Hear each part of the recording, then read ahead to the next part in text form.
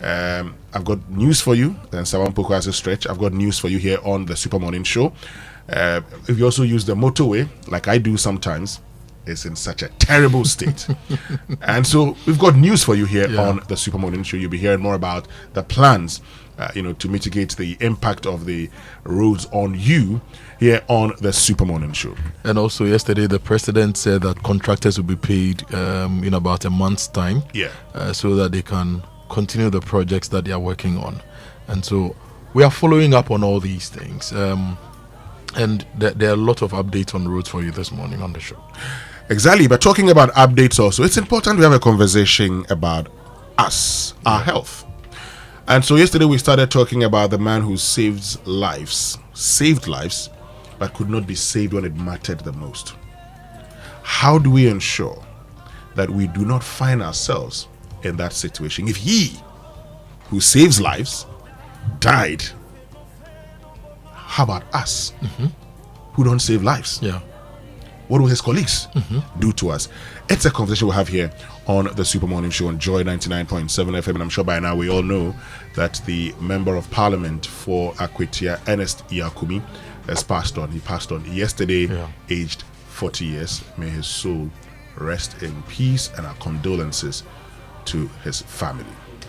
I read some account online that he complained of chest pains. The doctor who died at Konfanoche also complained of chest pains. He managed to drive to the hospital, but he didn't have what they needed to save his life. We'll bring you a lot of updates on healthcare and why we must rise together to demand that the right thing is done for all of us. Sure. As always, let's get interactive. Join us on X. Use the hashtag JoySMS, and then on WhatsApp 055-111-11997. Coming up is the news at 6. No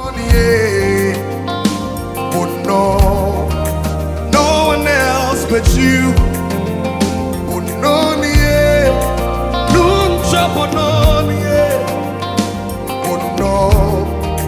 No one else but you.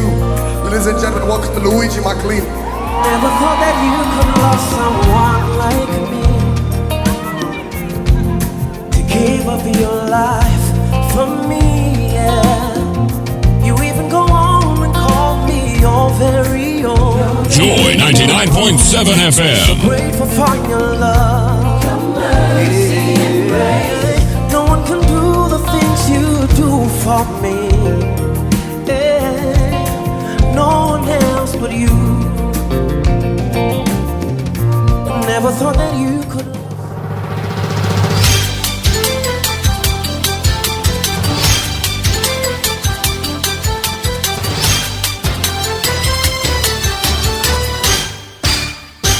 Hello, good morning, and welcome to the news at 6. The news is live on Joy 99.7 FM and hits 103.9 FM here in Accra. In Kumasi, we're on Love 99.5 FM and all affiliates across Ghana. You'll also find us on myjoyonline.com, on YouTube, X Spaces, and on Facebook. Coming up, NPP 2024 Ablekuma North parliamentary candidate sues the Electoral Commission, praying the High Court to quash the EC's decision to rerun elections in 19 polling stations. Also, Energy Ministry lashes out at the minority who accused the government of taking credit for the latest oil discovery. You had our exploration efforts stall and our reserves decline. That is their record. So they should not seek to score political points when there is none. In business, Darryl? Well, coming up later in business, IMF board approves immediate release of some $367 million for Ghana after passing the country on the 4th program review. We'll tell you about how our senior high school secured a national championship spot with ICT students. Although we are not doing it, that doesn't mean we don't learn it. So it was easy. We'll bring you details of that. Thanks for choosing us. We are Joy News, independent, fearless, and credible. I am Hannah Odami with the details.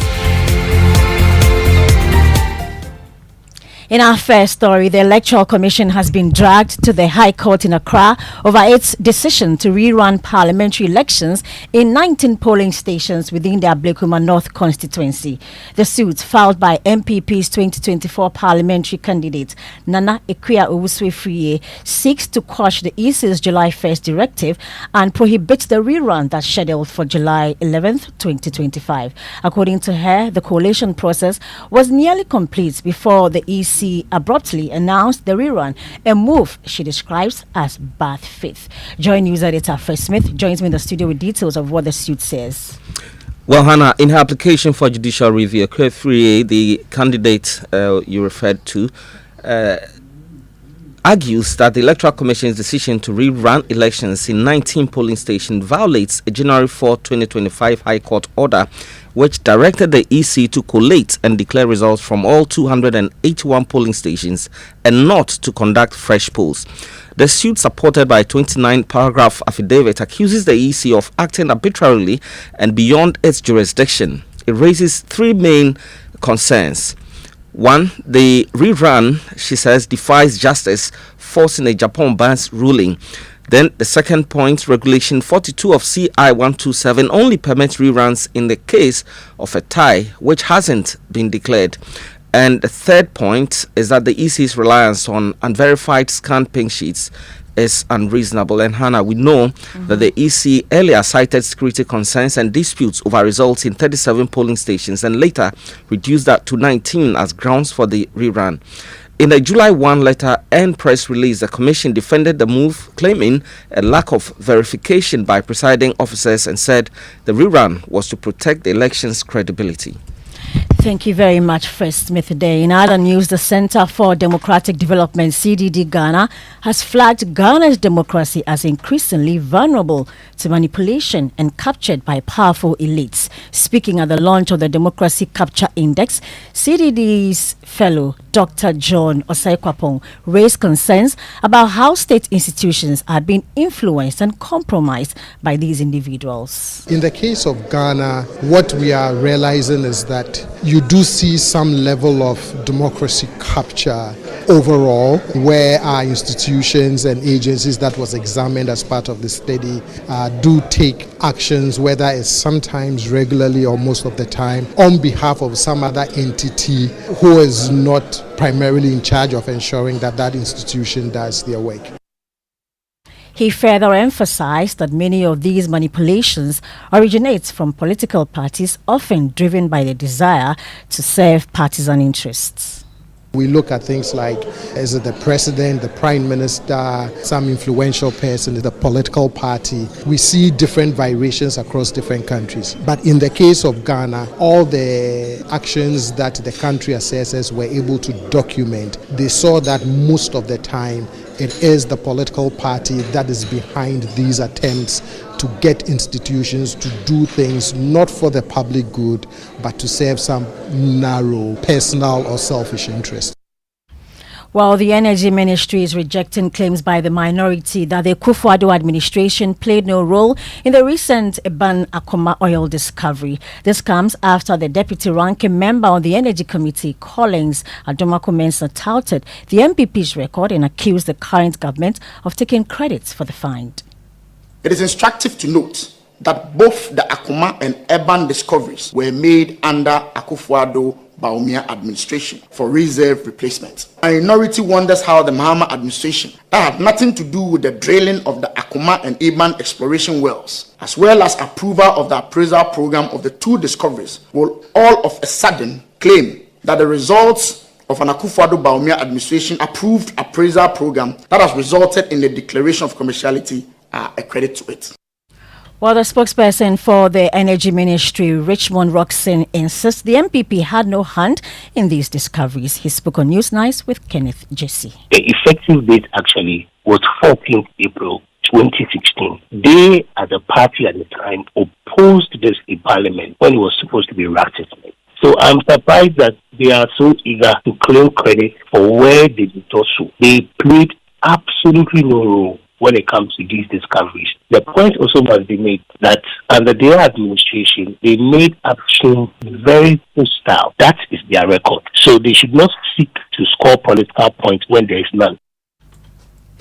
Let's go to the Ashanti region, where commercial transport operators plying the Ejisu Strait in the Ejisu municipality have withdrawn their services to protest the poor roads there. Some of the drivers who defied the orders by their leaders were stopped in the middle of the road and the passengers forced to alight.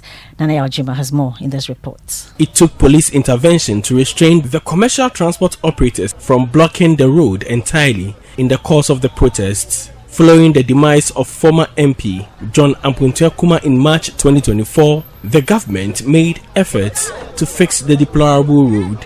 The road condition became a subject of interest in the heat of campaigning for a successor for the MP. The road has further deteriorated, riddled with potholes and dust. Though some civil works are finished, more will have to be done to make the road motorable. The road is bad and our vehicles break down easily. We spend a lot to fix the cars. Last week, I spent more than the money I accrued from my work on mechanical faults. We used to have 40 drivers who ply the stretch, but they have all left due to the poor roads. Member of Parliament for the area, Boateng, pledges to do his part in ensuring the road is fixed. I've had some conversations with the road minister. We are making some progress in respect of correspondence. The expectation is for the action to happen so that the government will pay the contractor and then the contractor will come back to the road. Nana Yaljima further reports. Well, speaking of road contractors, President John Mahama says government will begin paying debts owed them within this month. The president, who said this at the Council of State meeting, explained the payments is expected to enable the contractors return to their project site to complete stalled works. According to the president, the Ministry of Finance has made dedicated financial allocations to address portions of the outstanding debts. Payment is about to start. The Minister of Finance has put some money aside to begin to clear the arrears of contractors. So I'm sure that some of the contractors who have been working on projects will be paid so that they can go back on site and continue their work. He's prioritizing payments to road contractors because several of the road contracts have stalled and slowed down. And as you're aware, some people have threatened to demonstrate on the Ofankor Road on Saturday. So getting the contractors to go back to site and continue work as quickly as possible is one of the priorities of government. Well, Wa Senior High School yesterday flipped the scripts on conventional science quiz expectations, booking a spot at the 2025 Nationals with not science students, but with 2 ICT students. Collins Frimpong has more in this report from the Upper West NSMQ qualifiers.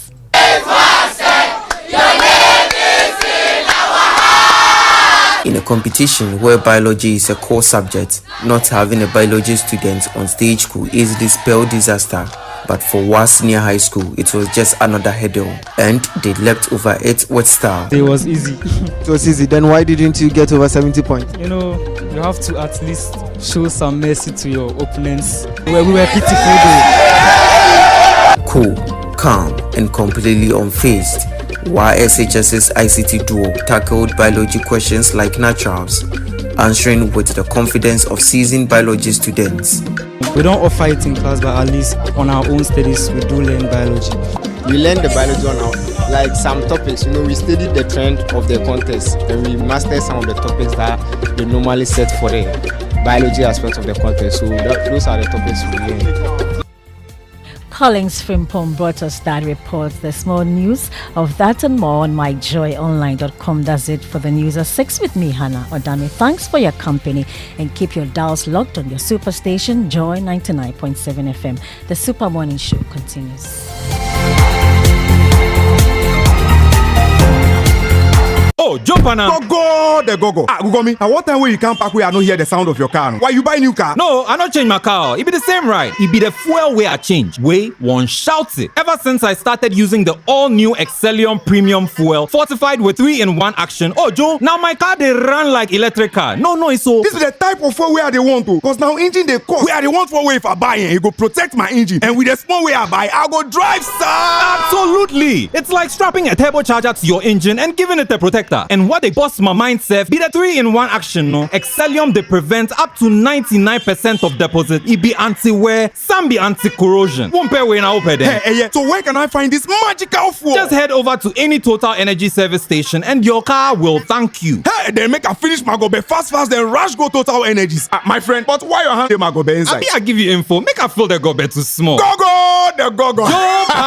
Excellium is designed to protect your car engine, decrease fuel consumption, and lower CO2 emissions. Don't say fuel, say Excellium. Choose Excellium, choose quality. See, your rich auntie gets more from Absa. Your childhood friend gets more from Absa. Your favorite uncle gets more from Absa. Your roommates cry gets more from Absa. Digital solutions get more from Absa. Rewards be bring get more from Absa. 5-star treatment get more from Absa. Preferential rate get more from Absa. Easy banking and no ane Absa. Instant loans and no ane Absa. Bank papa party and no ane Absa. ATK account and get more from Absa. Yes, join thousands of Absa customers enjoying priority treatment, preferential rates, amazing rewards, and seamless digital solutions to help you write the next big chapter of your story. Sign up for an Absa account today and get more. Your story matters. Absa. Yeah! She was saying, get a Pepsodent charcoal toothpaste. Let me share my experience with you at the new Aqua Safari Resorts. When you arrive, you're greeted by warm smiles and introduced to your 24-hour butler who already has your itinerary sorted. Enjoy water sports activities like jet ski rides, kayaking, water sliding, flyboarding, and castanet fishing. You can even have your lunch here on the boat cruise. Let the tour guides take you through the sceneries of the mangrove forest, the friendliness of the animals, while you pet and feed them. We chose to have our breakfast with a beautiful sunrise right in front of our cabin. Visit Aqua Safari Eco Resort in Ghana, bringing you closer to nature. Reliable, check. Comfort, check. Strong, check. Tough, check. Tried and tested, check. Affordable, check. Comes in so many colors and sizes, check. Suitable for domestic and industrial use, check. Choose quality, choose Syntex Tank. Available nationwide and comes with 7-year warranty. And remember, Syntex Tank is a caring brand too. Syntex Tank, a strong, a tough. Day and night, power your life. Steady lights, not a future brighter. Pay small, start today. Find your comfort, the translate way.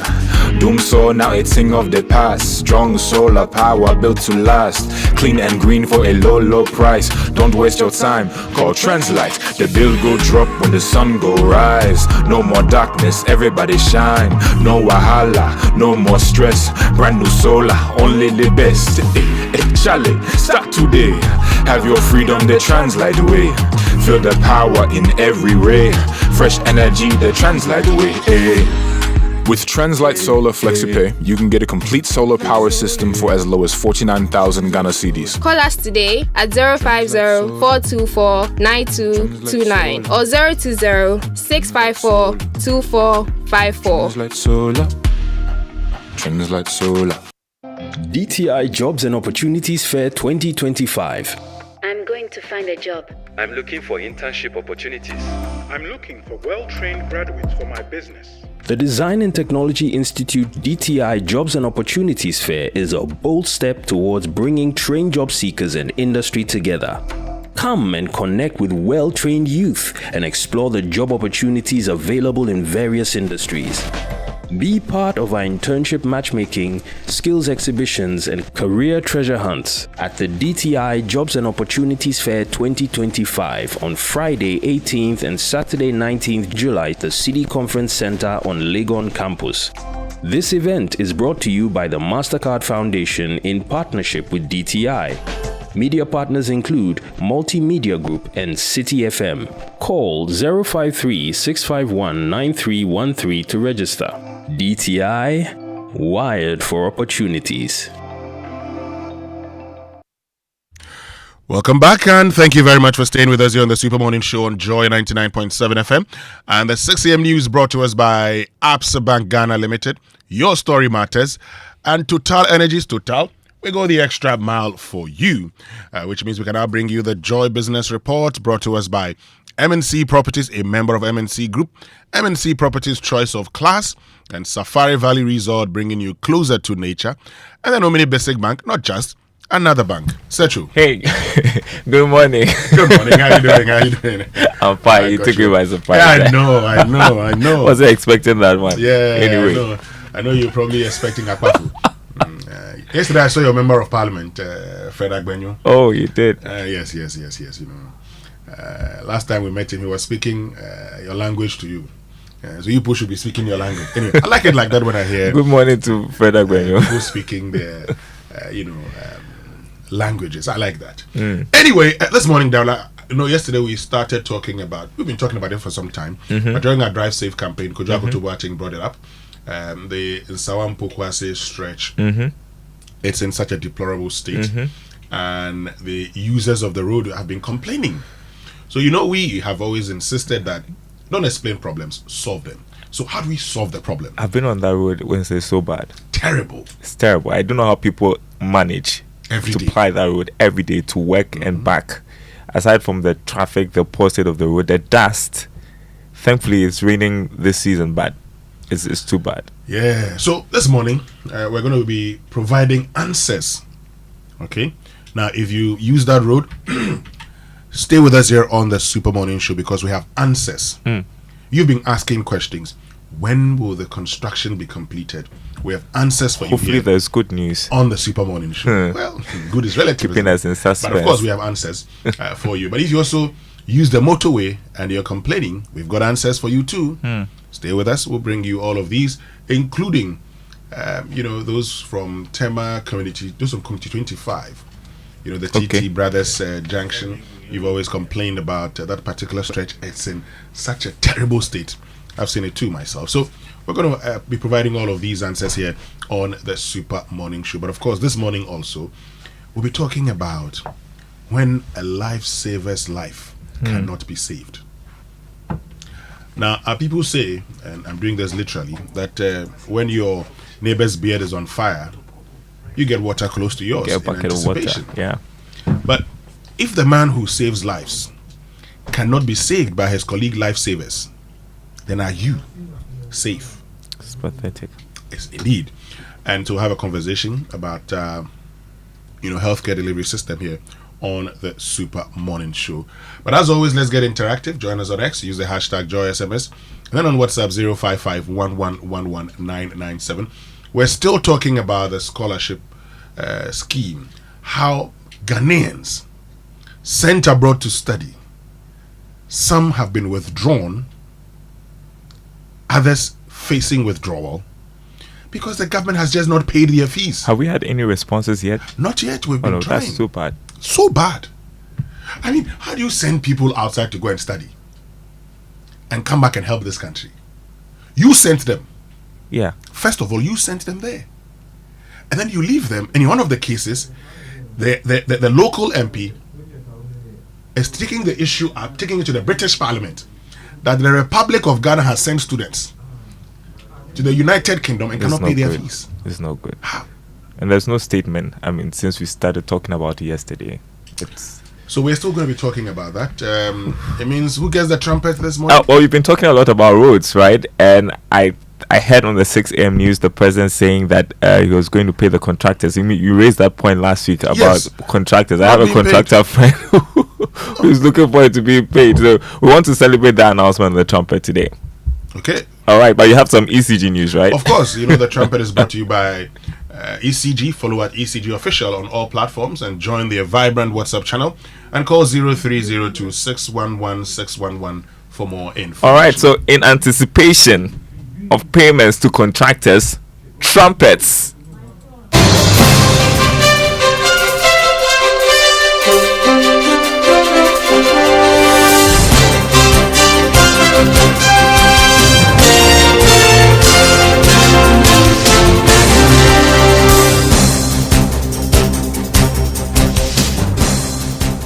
Hi, good morning. Welcome to the Joy Business Report. Coming up this morning, IMF board approves immediate release of $367 million for Ghana after passing the country on the fourth program review. Meanwhile, Finance Minister Dr. Kaisala Tuforsen reveals that IMF cash will be used to support some programs and projects identified in the 2025 budget. Also coming up, President John Mahama reveals Ghana's international reserves hit 6 months of import cover as he projects it could reach record levels in the coming weeks. Details coming up.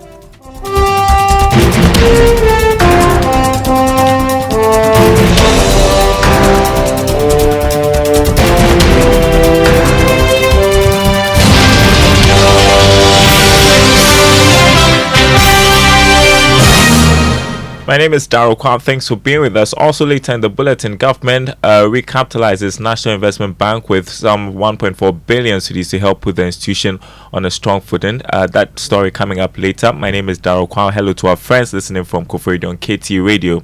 Now, the about $367 million from the IMF is expected to hit the Bank of Ghana's account before the end of this week after the executive board of the fund passed the country on the fourth program review and approved the immediate release of the monies. Here's more in this report.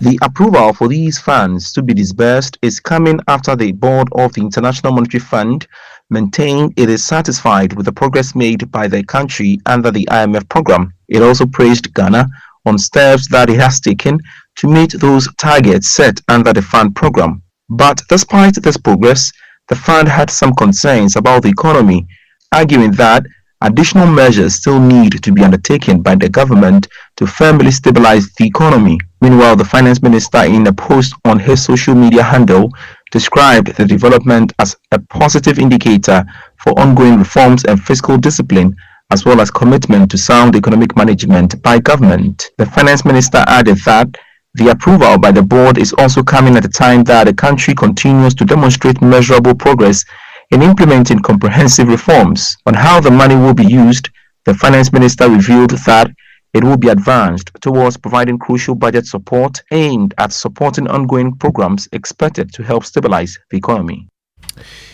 And that was a business desk report. Meanwhile, the Finance Minister, Dr. Kaisala Tuforsen, has revealed that the IMF cash will be advanced towards financing programs and projects identified in the 2025 budget. The IMF cash has primarily been used as balance of payment support, but it appears that is changing.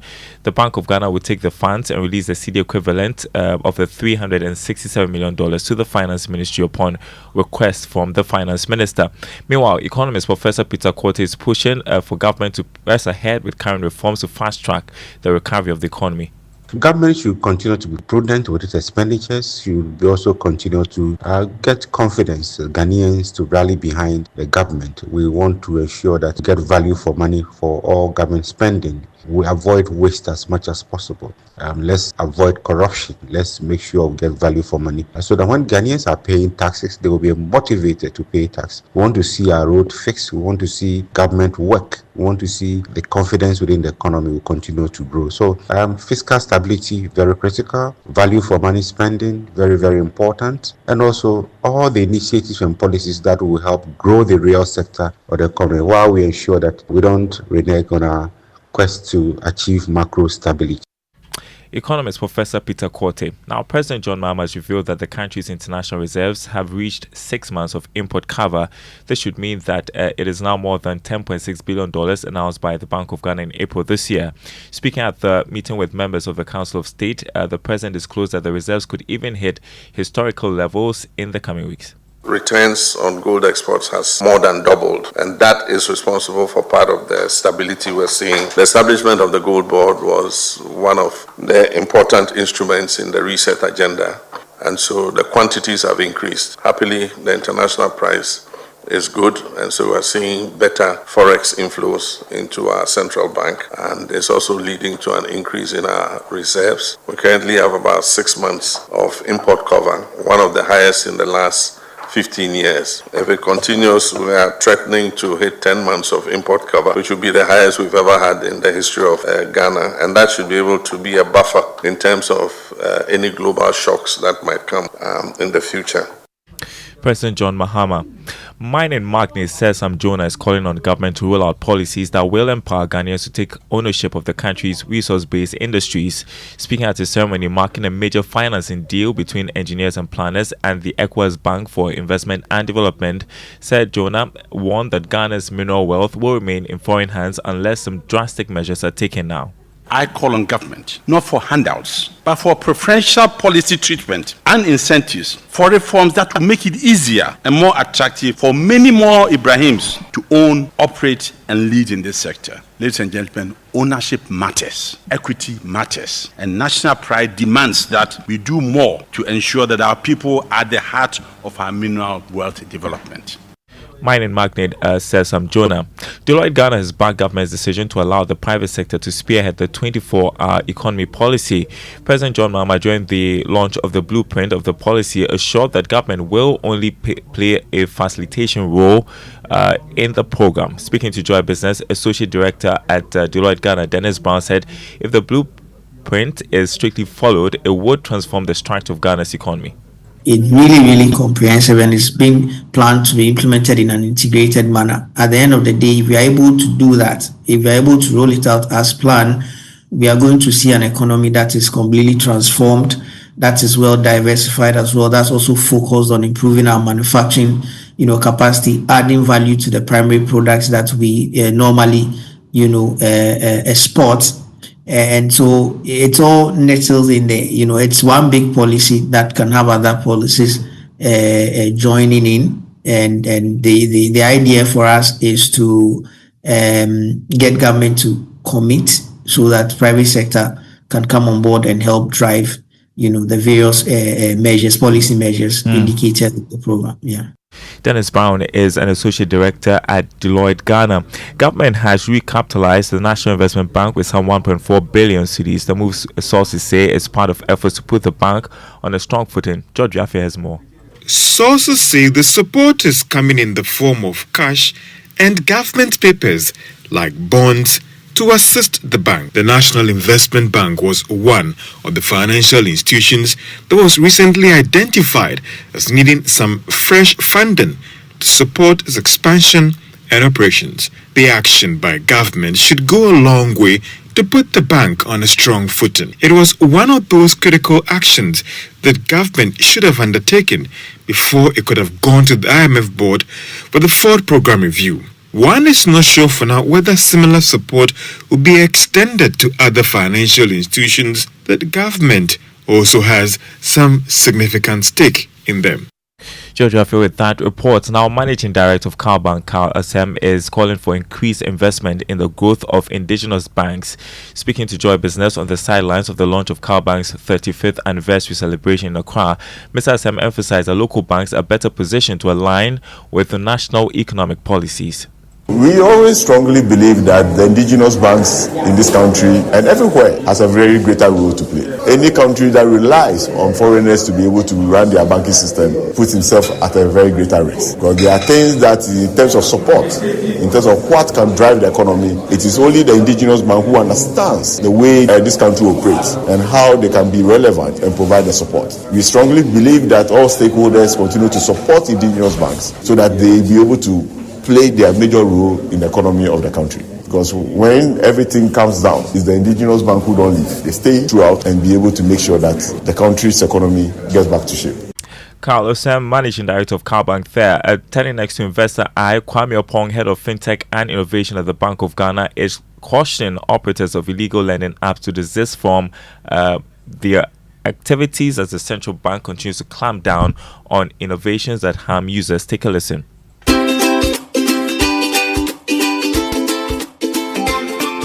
Nothing should be coming into the country that somehow jeopardizes the livelihoods of individuals and businesses. And particularly, there are several kinds of innovation. Let me give you an example. You see those illegal lending apps who've been sending messages to consumers just because people need a little bit to get by. They fall prey to this. They sign up for it. And then before they realize, pictures, sometimes not actually of them, but pictures have been extracted from their phones and is being shared across their contact lists. How is this a way of making a living if you're facilitating this? How are you putting people on suicide watch by threatening them to announce to the world that they owe you, and not just that they're a criminal, when basically they probably are in need of a few days to make payments. Is the reason why the Bank of Ghana, in partnership with the Security Authority and IOCO, had that raid and arrested over 200 people.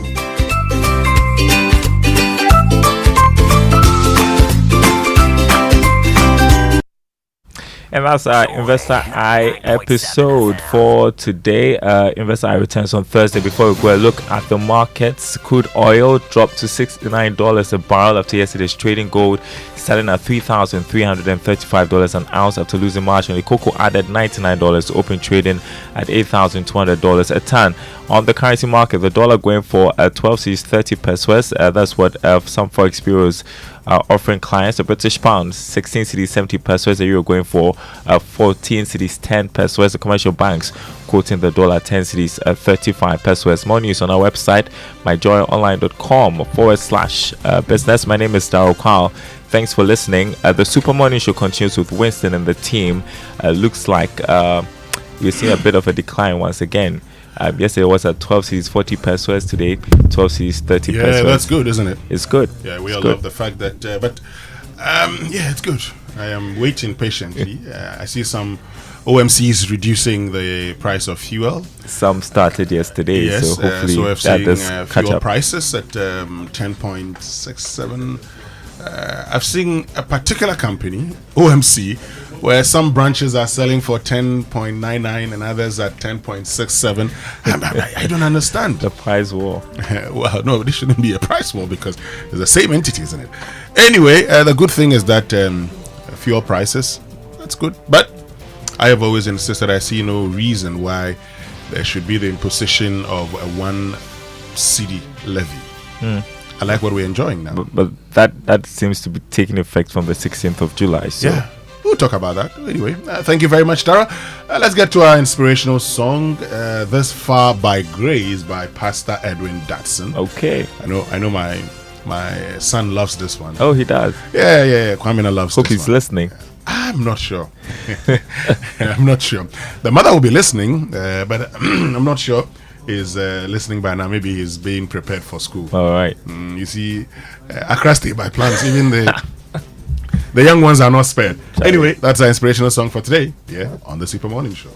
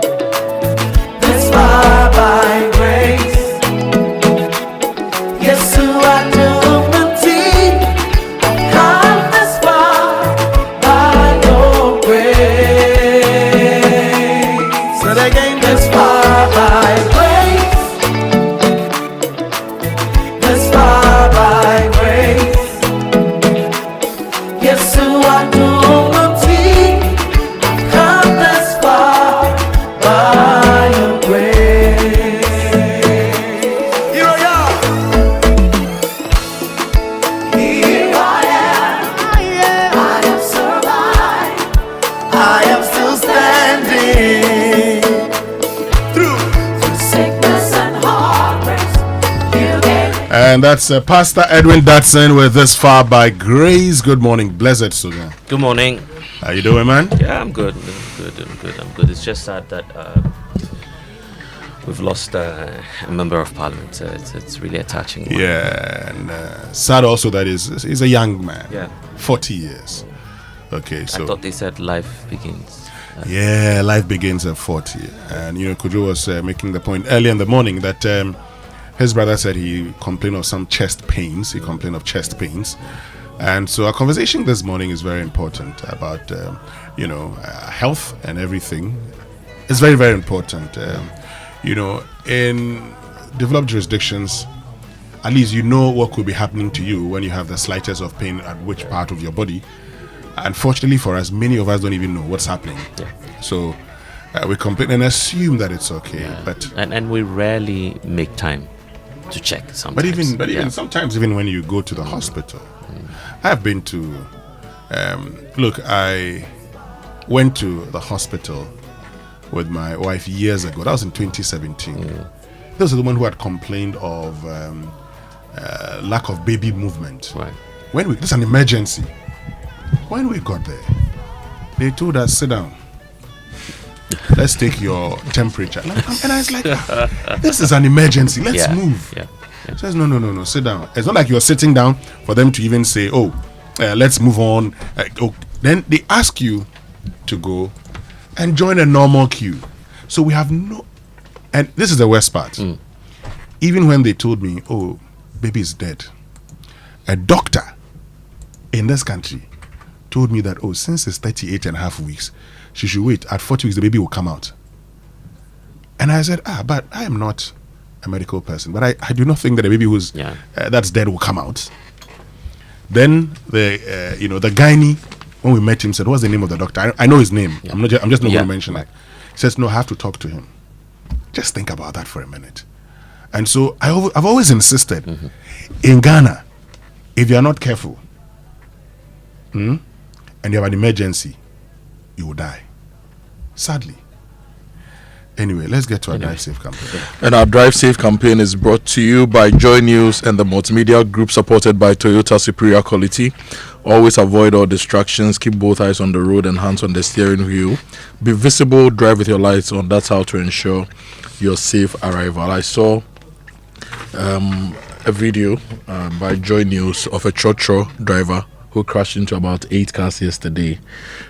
He says he drives from Dom Kwabenya to Circle every day, and he attributes the crash to brake failure. So this morning, my tip to you is to check your brakes, okay? Have them checked. Check your brake oil, everything to do with your brakes, so that you know when you need to apply your brakes, you'll be fine. But I'm still on the roads this morning. And Winston, permit me to talk about the Nsawam Road again, because it's not getting any better. After our conversation yesterday, a lot of listeners called in after the show to complain about their challenges and their frustrations. One of them was like, Kojo, you used to complain about the Amrahia Road. That's the road. And then it was awarded to a contractor. The road was bad. It's now a construction site, but traffic flows better, because the contractor has put in place all the strategies to ensure that every portion he's working on, he provides you an alternative to move better than the road was. I think whoever is in charge of Nsawam Road should do better. Whoever is in charge of Kaswa should also do better. Importantly, we need to pay attention to the Tema Road. The Tema to Dawina Road is a road I have used consistently. It used to be one of my favorite places. It's now one of the worst places. There's always traffic. Sometimes, look, there was a day I moved from Keta, got to the Dawina area in maybe about 2 hours, right? Then the gridlock starts. Now, from Dawina to Amrahia, I spent about 4 hours in traffic. How can I cover a distance of about 100 kilometers in 2 hours? Only to come and stay in a 4-hour traffic to cover a distance of 25 kilometers. So that needs to be done. But there's a good update on the National Theatre matter. So yesterday after the show, we spoke to some people at Urban Roads, and they told us that they had heard us and that they had moved in to measure the size of the covering they need to put on. Around 2 o'clock, I drove by the place and I saw officers from the Urban Roads. They were still measuring and like they were on site basically. So I expect that to be fixed at least latest by today. Right. But importantly, I want to bring to the attention of the nation the Eastern Corridor Road. If you eat yam, the likelihood that you are eating yam that's traveled 3 days on a road the yam could have traveled maybe 6 hours on is like 90%. And that is the Eastern Corridor Road from Damanko, Dodipeposu to Jasikan. That road needs urgent attention. Right. I'm mentioning all these roads because thousands of Ghanaians travel on them. They are not safe to drive on, and we are putting lives at risk because we are not paying attention. So Kaswa, Nsawam Road, Tema Dawina Road. For National Theatre, we know it's being worked on, and by close of day today, they would have completed whatever they are working on. And we also need to pay attention to the Damanko, Dodipeposu, Jasikan Road. Winston. Great, which means we can now learn how to say it right. And it is brought to us by Kingdom Books. At Kingdom, quality and affordability are their hallmarks. And Societe Generale Bank Ghana, the future is you. Something must be done. You say either. Okay, so let's get into today's word. We'll give it a try. P-E-P-P-E-R. P-E-P-P-E-R. P-P-E-R. If you had added E, I would have said pepper. But I didn't add the E, so I don't know. We'll give it a try. Blessed, you want to go? I've heard pepper before, but it sounds really uncomfortable to me. I don't know if that's how to pronounce it. P-E-P-P-E-R. Yes. Hey, pepper, Moko. I've heard someone say pepper. What do you say? Okay. Let me do it this way for you. Blessed. Yeah. How would you pronounce the word S-I-S-T-E-R?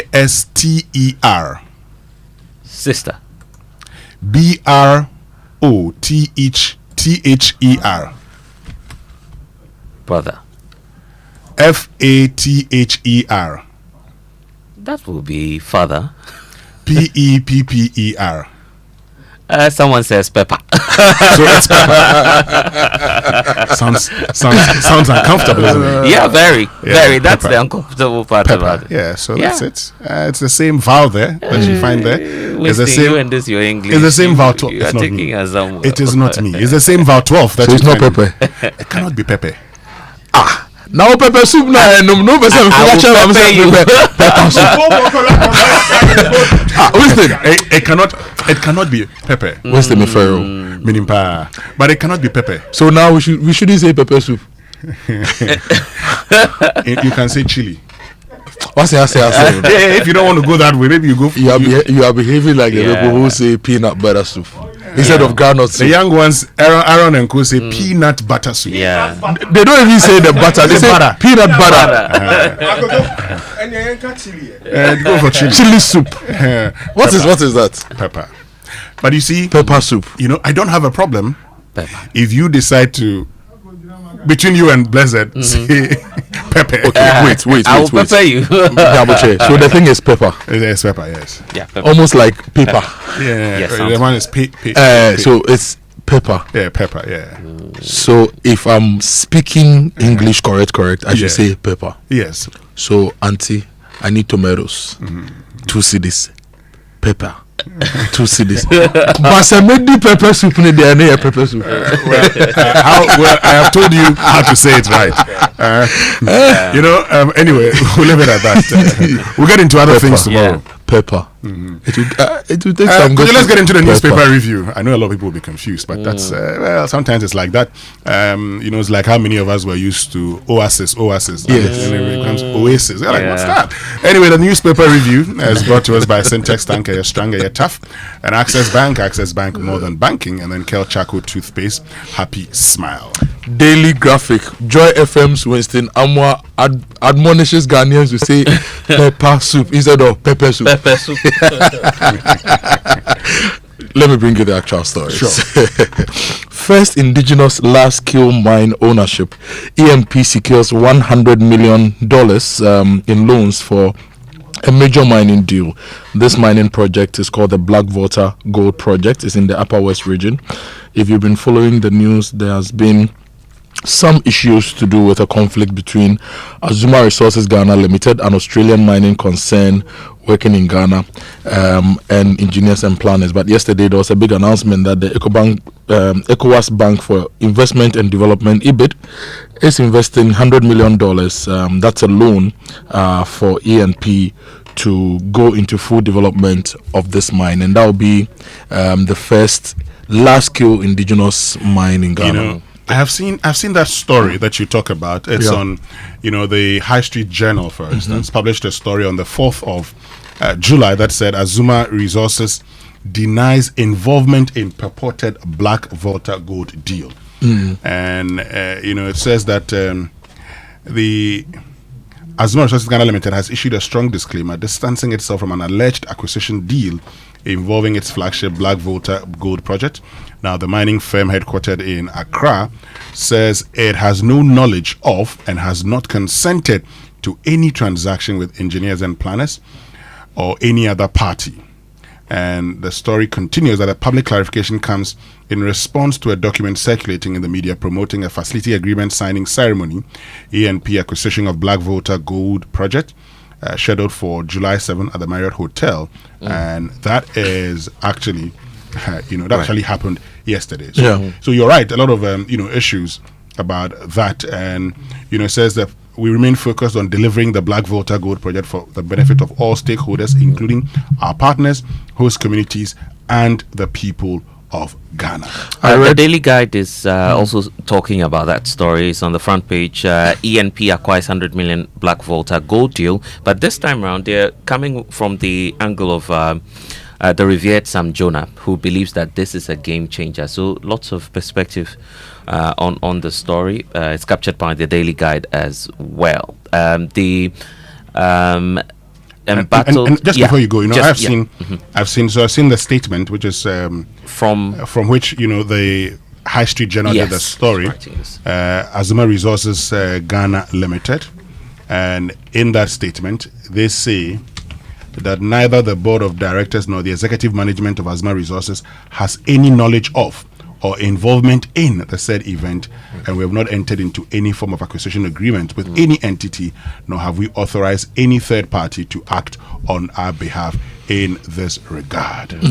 I understand arbitration is also happening on this matter at the international. There's arbitration going on. That's what I understand. So if you look at the Global Arbitration Review, they published a story on 4th of July 2025. The story was written by Susanna Moody, and the story says a construction company owned by the younger brother of Ghana's president is pursuing an ICC claim against the developer of a gold mining project in the country, which has brought $100 million counterclaim. Engineers and Planners filed its claim in October against Azuma Resources. Both parties are Ghanaian companies.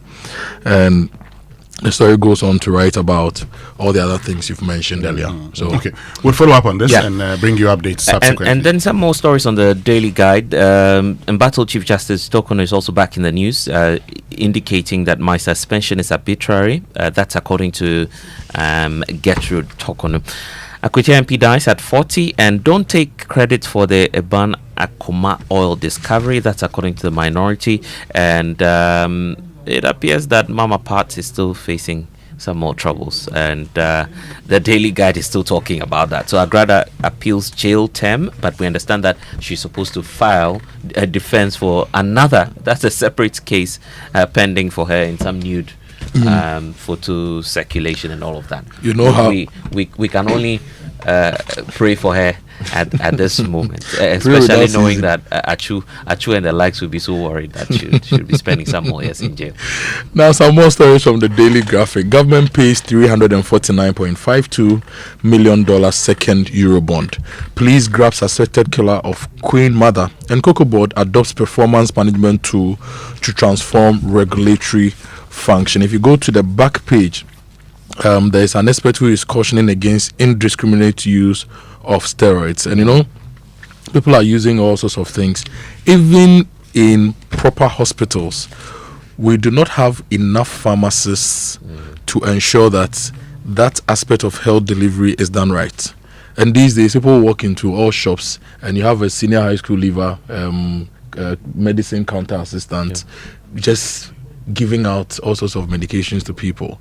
We have some very, very, very scary data on our healthcare system and the fact that we don't have enough pharmacists. So when the doctor does their work, you are transferred to the pharmacist who interprets what prescription the doctor has given you. When to that's not advise done right. And the doctors actually have to work with the pharmacists in these cases, and we don't have them. We just have a handful, and there is a deficit. All that is coming up this morning here on the show. The Daybreak, massive debt relief for Ghana, comes to the picture of Dr. Kesela Tufos and the finance minister. I believe it's in line with the 370 million facility released by the International Monetary Fund, so more money coming home. Ghana flees from gay vote at the United Nations. That's an interesting one from the Daybreak, talking about how the country appears to be abstaining from the global conversation on minority sexual rights. Now, if you go to the catalyst, PURC holds investment hearings to shape power tariffs. And you know, on the power tariffs, Winston, CATS International released a statement, and they basically say that they disagree with the PRC on their decision to increase tariffs. And this time they refer to the inflation target that the PRC used, the projected inflation, and according to them, the maths was not done right.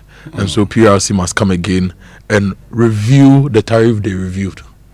And so review the review. Yes. Now, more stories from the catalyst. Encroachers threaten Boateng Sports Complex.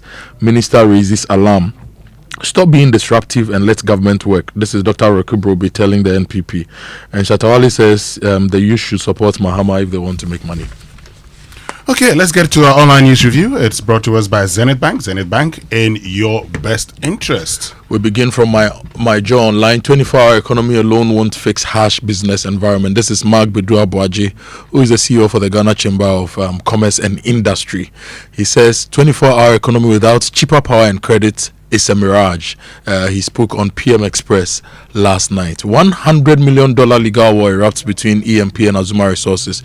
If you want more details on that story we captured earlier, you should go to my Joe Online. It's been broken down for you to get the details. Now, on that story, Sam Jonah says EMP gold deal is merit-based, not political favoritism, because there are lots of people linking the acquisition by EMP to the fact that Ibrahim Mahama is the president's brother, and there are some people saying that the whole gold sector is being packaged for the president's family to enjoy. Now, Sam Jonah says it's merit-based. It's not political favoritism.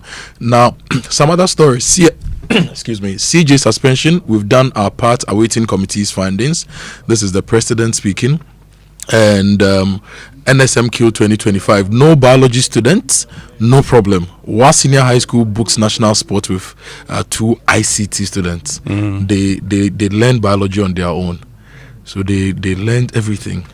Yeah, you know, when you're part of the NSMQ team, for those who read science, there's been times that, you know, in those days, in the olden days when you had 3 subjects, physics, chemistry, ADMAS or elective maths, and physics, chemistry, biology. The people who actually, you know, in those days you'd have some person who didn't really do biology because you needed somebody who has expertise in maths. But these days it's 4 subjects, you know, so like, but still. We did all 4, but in our time, we still have had subject matter specialists. So in our team of, we used to have about 5. Right, but you had the 3 main guys led by Samuel Osu-Kwarteng, who was the shark when it comes to mathematics, chemistry, and physics. And then we had Maslow and the others who were also very strong in chemistry, biology, and the other. And it was, but you want to say that Senior High School is futuristic, isn't it? Looking at how our curriculum is being shifted into this whole STEM and STEAM approach. You know, I don't think that NSMQ should be, you know, reserved for the traditional sciences. We should be opening up to the future and having I think that, you know, tech and IT and all these aspects coming in. But they're smart students, to be very honest with you. Because the other thing is that, you know, once you're selected as part of the squad, of the team, you're required at least. You're required to learn a bit of biology, so you learn everything. But Charlie, the boys try. Then these boys have actually perfected it. Okay? But this is the other thing. For me, this is the other thing. You know, the NSMQ, I think the boys, they know, they study the years, all the questions. it can go through. You've seen the person has not even finished with the first clue, and someone is able to tell you what it is. It only goes to show you that, Charlie, the boys are studying really hard, and I'm happy. I mean, I'm proud of these boys, Charlie. Great boys. You know, if we encourage them, they can do a lot. I mean, they can do a lot. And very often we don't celebrate the teachers as well behind this. We should be commending them as well, and the teachers at WA SHS should be commended for this. Okay, now some more stories from my joy online. Measles cases in the US reached 33-year high. Measles. I'm surprised that measles cases in the US are increasing. Now, Trump has signed an executive order extending tariff deadline to August 1. We have a list of all the global tariffs. One of these days, we are going to have that conversation for you to know as a business person. And in fact, it could get worse for countries that are aligning with the BRICS bloc. He's saying that if you ever join that or ever contemplate that, it's a straightforward 10% additional tariff for you. So, you know, probably if you're thinking of going that way as a country, then you should be reconsidering that. If you go to citynewsroom.com, fire cases up slightly in the first half of 2025, despite 34% drop in prank calls. This is the Ghana National Fire Service, and this is one of the institutions that really need resourcing. And it's great. They are giving us updates on their work. It would be better if we also give them more money and give them the tools to fix fire issues when they come up. CDD Ghana urges media CSOs to resist democracy capture in Africa. Duncan Williams says Mahama has returned with vision and determination. And Cardinal Texan also says that every Ghanaian must contribute to nation building. Now, there are some other stories. Samuel Uku is talking about Ernest Kumi, and he says Ernest Kumi's tenure was overshadowed by relentless litigation. Last night, I saw a post by the MP for Etiwa East, Abnosi Asari, eulogizing Ernest Kumi, and he said that even though Ernest Kumi was going through his own challenges in Parliament, he always gave her him, basically. He always encouraged her to go through whatever she was going through, and his death is a sad one. So that is Samuel Uko and Ernest Kumi. Let's go to the BNFT, and there's a story on gold Forex assets to bolster deposit protection fund. Is the lead story on the BNFT's website, and they are reporting on the tourism numbers. Tourism breaks record with $4.8 billion receipts, 12% increase in inbound arrivals. This is big. This is huge. $4.8 billion. This is huge.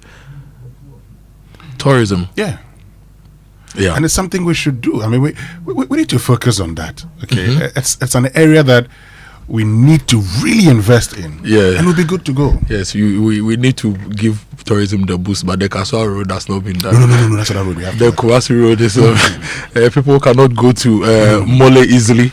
People who want to go to the Bonsu Arboretum, which is the third most visited place, they cannot go easily because there's some road. You know, when we return, I mean, we need to go for the BBC News. When we return after the BBC News, we'll get into all of these. And the BBC News is brought to us by Fidelity Bank. Believe with us. Business Daily is in 30 minutes. Today, will Ukrainians return once the war ends? The United Nations estimates nearly 7 million have left since Russia's full-scale invasion began. Around 90,000 have set up businesses in Poland. We hear about their challenges and find out what sectors have done well. This is the BBC World Service, the world's radio station.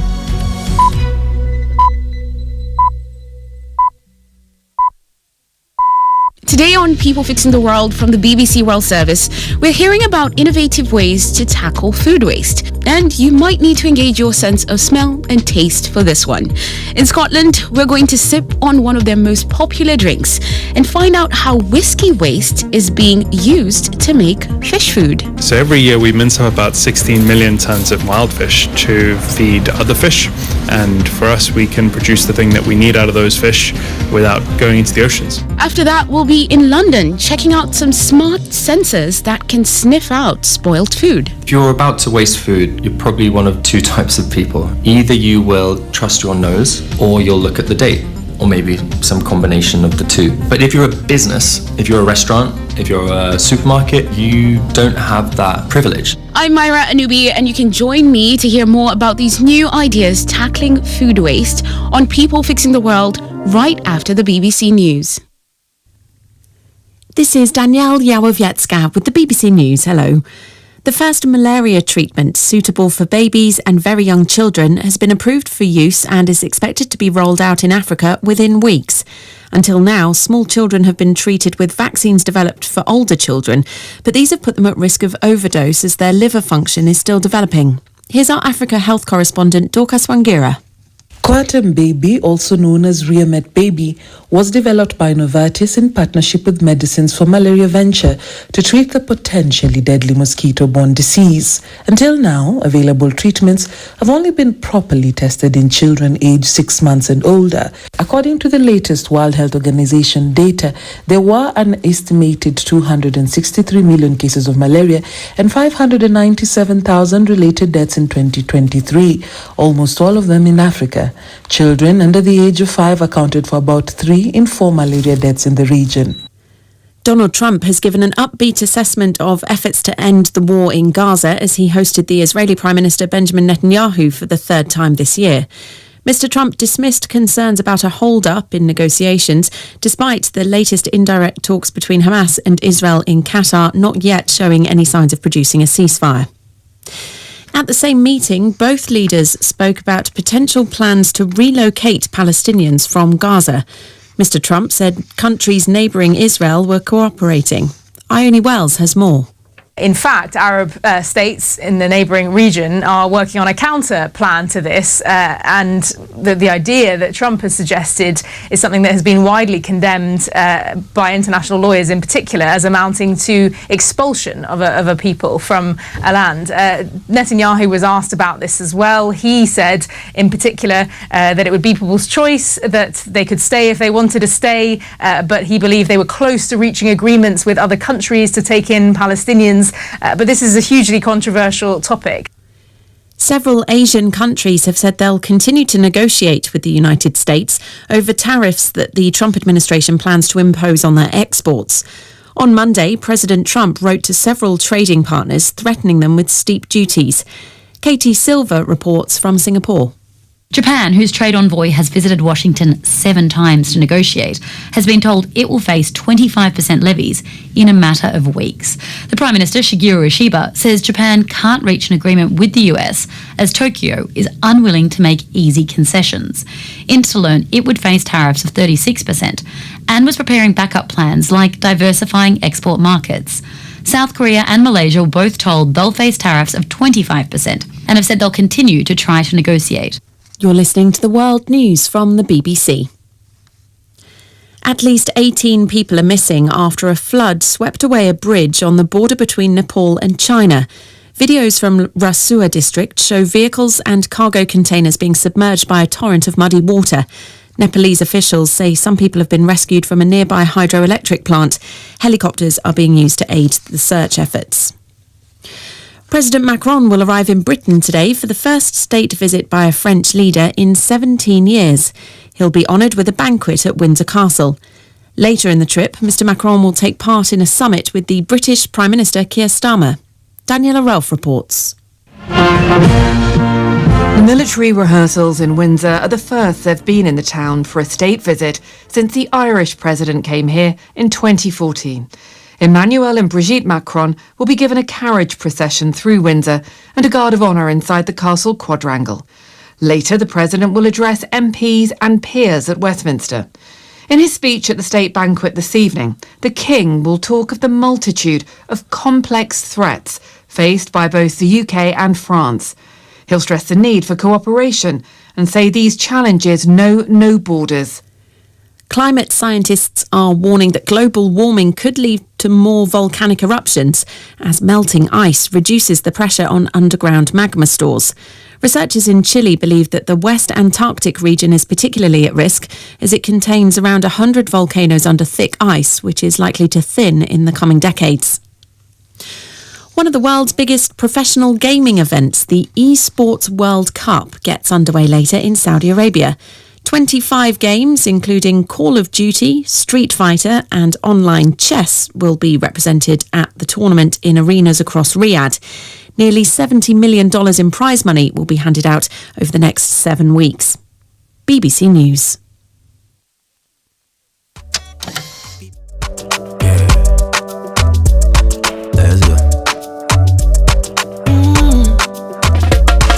My body, when you wake up in the morning and you know the money calling, oh, you go work, but you know it's out on your side.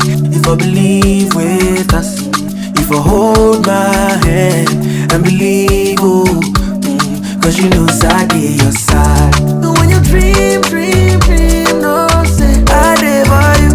And when you hustle every day, many wanna go. Anything you do, I live for you. Many want. If I believe I live your side, fidelity. If I believe with us, fidelity. If I know I live your side, fidelity.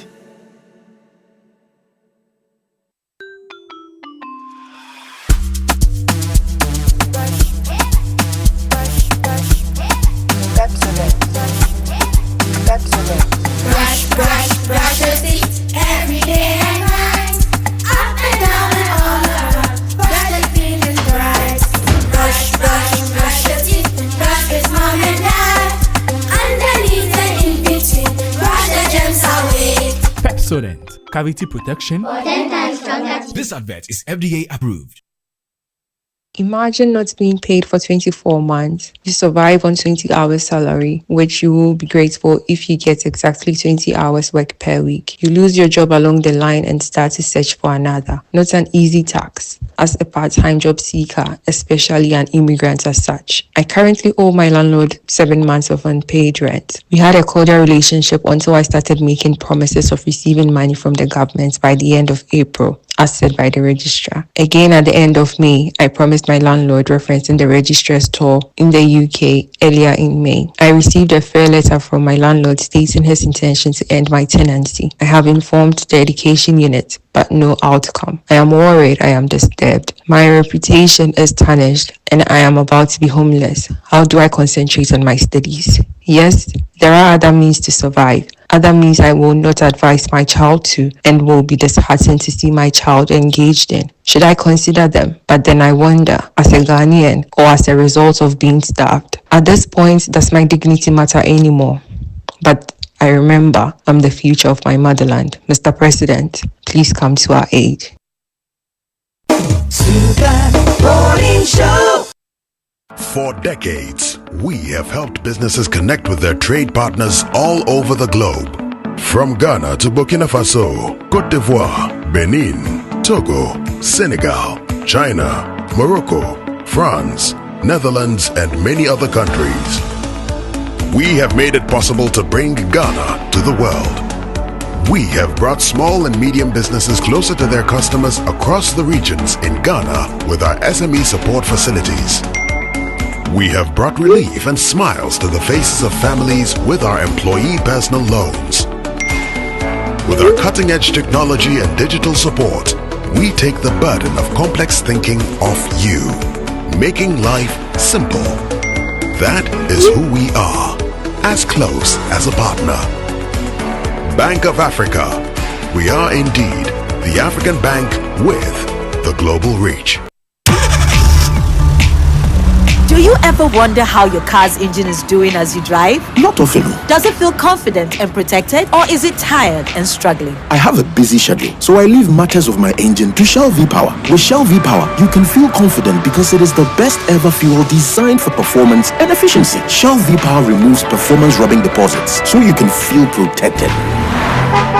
Fill up with Shell V-Power at a Shell service station near you. Feel confidence, feel protection, and feel performance over and over again with Shell V-Power.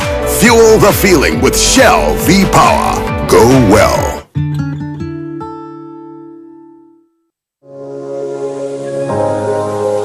Do you suspect you didn't get the right amount of fuel? Do you have issues about the quality of fuel you bought? Or did you experience bad customer service at the filling station? Don't stress.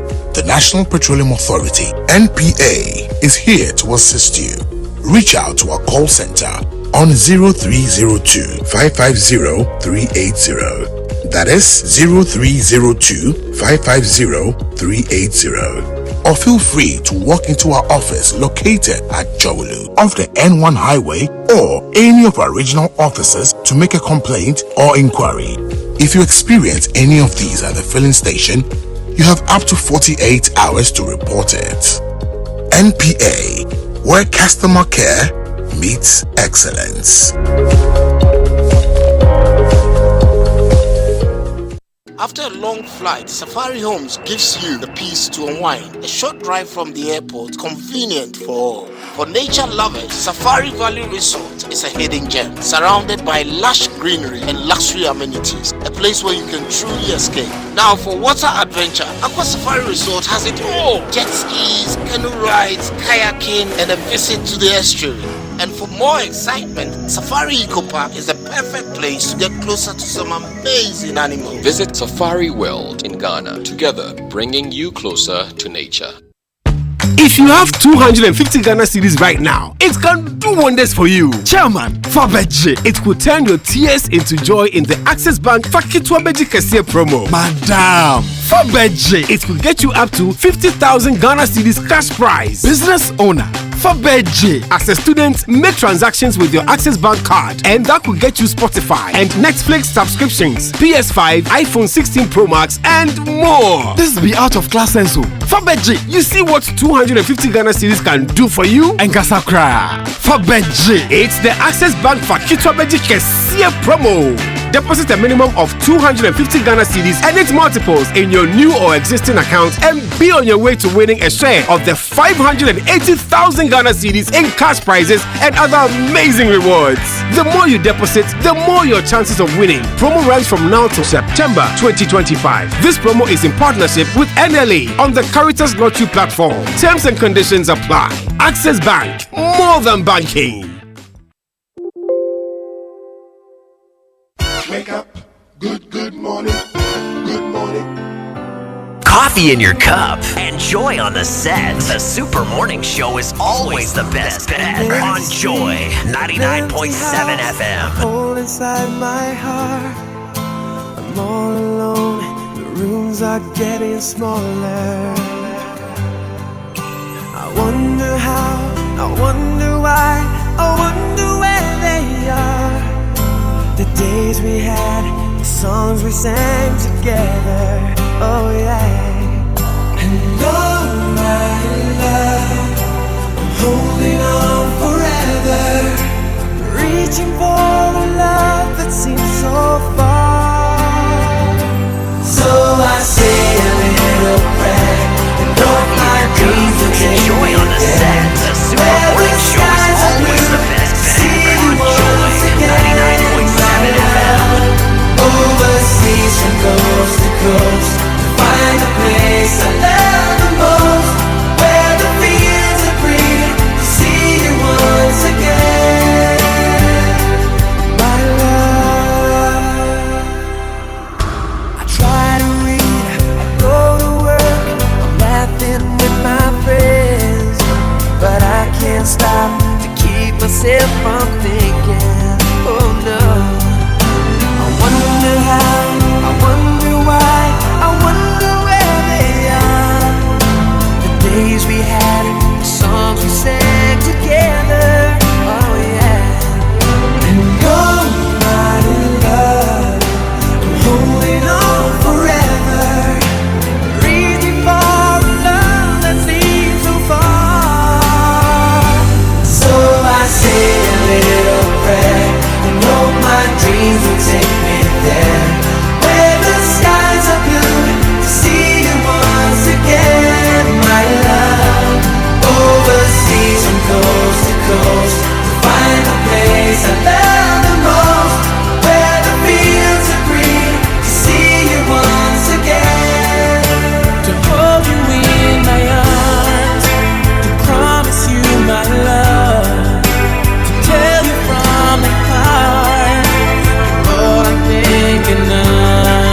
is one by Westlife this morning. I don't know where Wobet has been, but it's My Love by Westlife. Kojo Boateng and Blessed Sogah. After this one, I know you know this song. Yeah, I know this song. Yeah, you've used it before. I'm not sure about that one.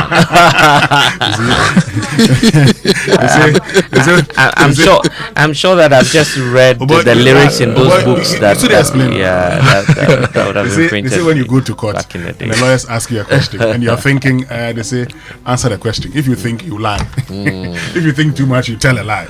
Yeah. I'm not saying you're lying anyway. You know the line Blessed used on that woman. I try to read. I go to work, I'm laughing with my friends. It's that part. But I can't stop to keep myself from thinking. A lot of us then people like, oh yeah, I wonder why. I wonder.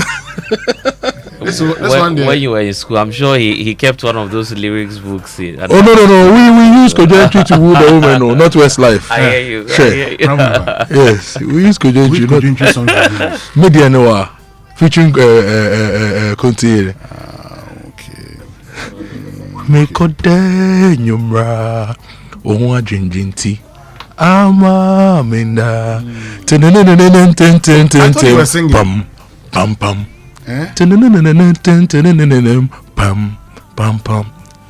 No, continue singing. I should continue. Yes. Miko meni ma obiaji ma dear. Then continue. Come. Wait, let me help you.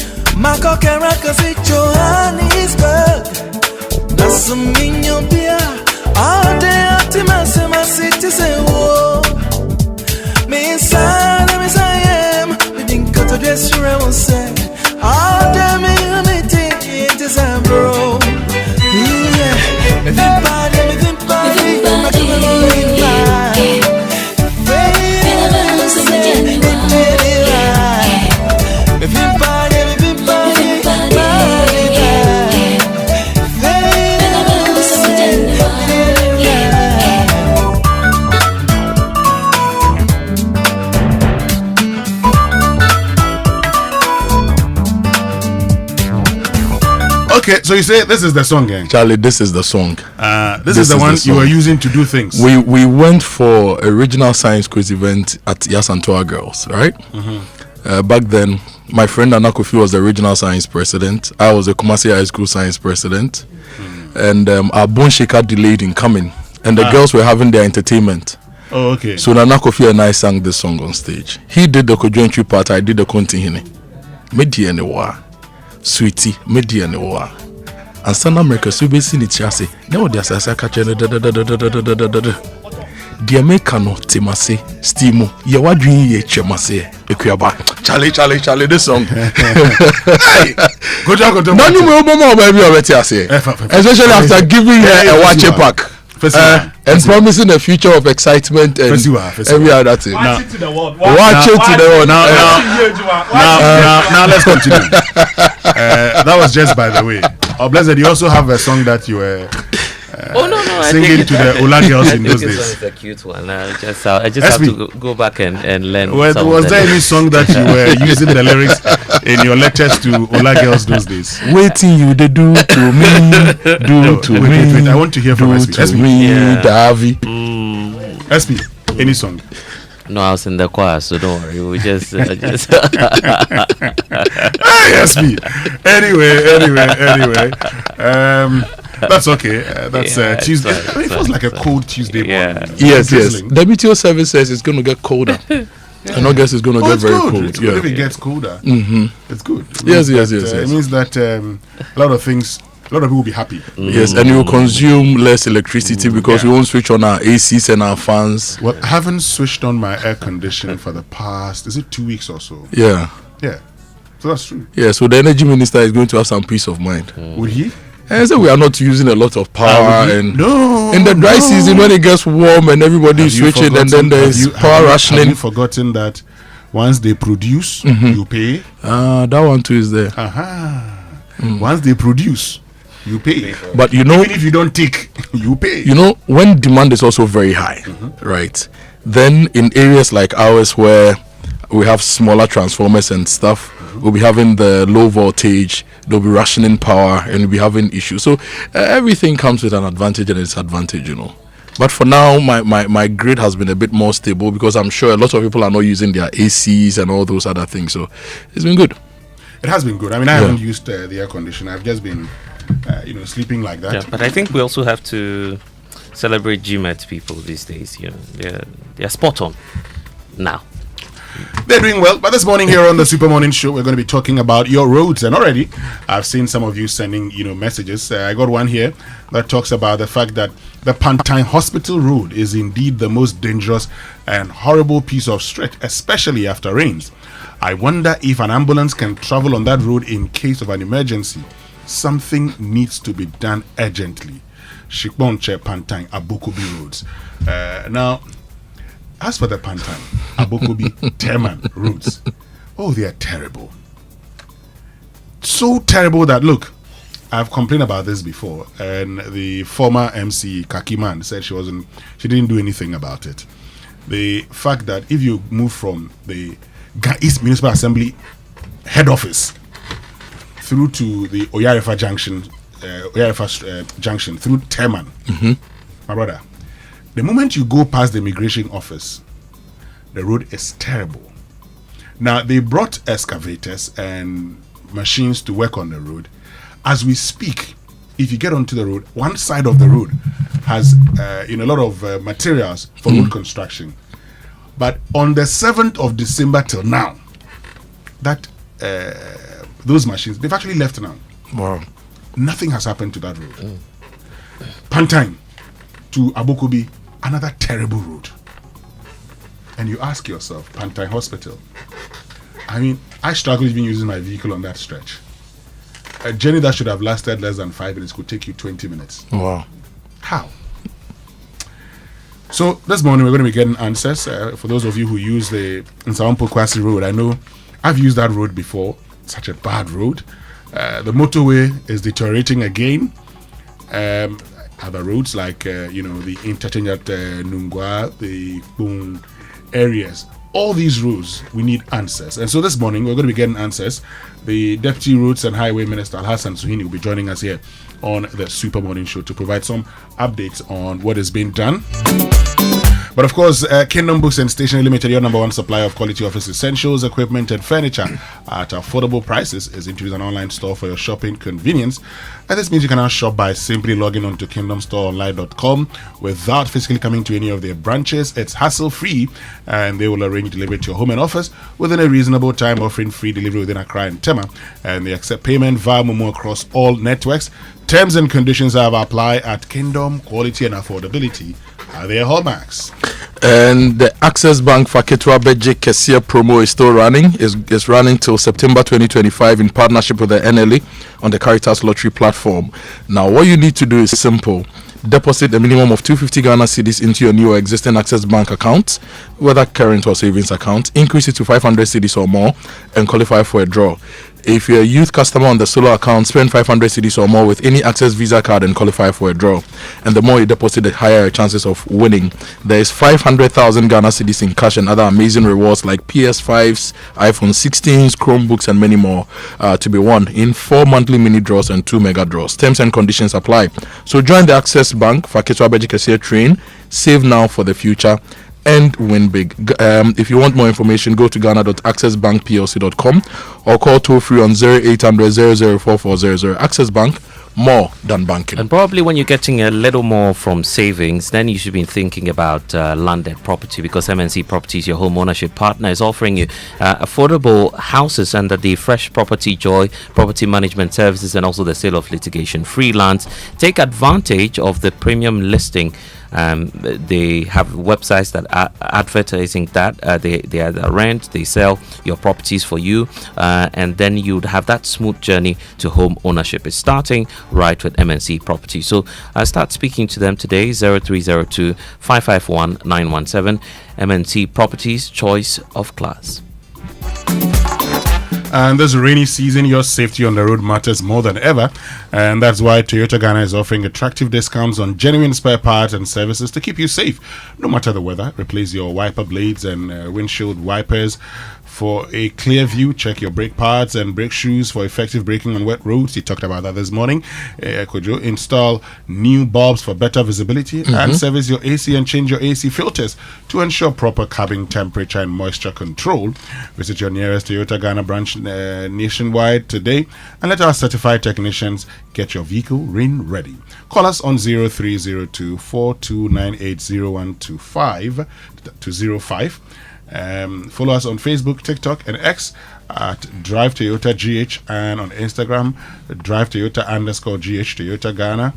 Genuine parts for a safer rainy season. And make sure you change your wipers too. Let the Toyota people give you correct wipers. Because I bought one in traffic, Charlie, 3 days later. I saw the guy and he said, Charlie, boss, also a tough for I said, I said, with all 3 days.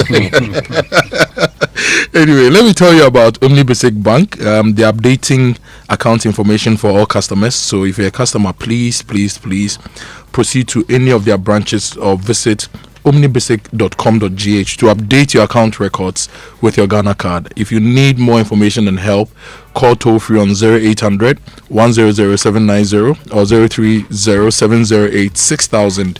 Have a beautiful day. OmniBasic Bank, not just another bank. Yeah, and we're still waiting for that Safari experience. It must happen because it's past mid-year already. And if you're wondering where to hold your mid-year review, planning sessions or staff retreats to turbocharge for the second half of the year, there's only one venue that you should be thinking about. That's the Safari Valley Resort, right? Winston says resort and pepper. You enjoy some pepper at Safari Valley.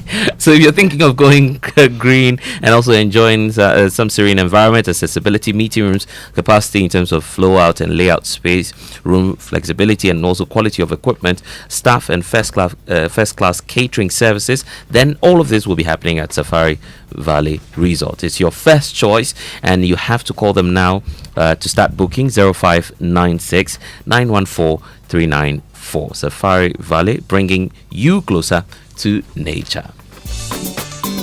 And Ghana, let's talk water tanks. And I'm sure you know the secret to real water storage. Well, it's simple. If your tank doesn't have the tortoise on it, then it's not the correct tank. That's right. The tortoise tank, Syntex tank, is the champion of water tanks. So, it's strong and durable and built to handle our Ghanaian weather, rain or shine.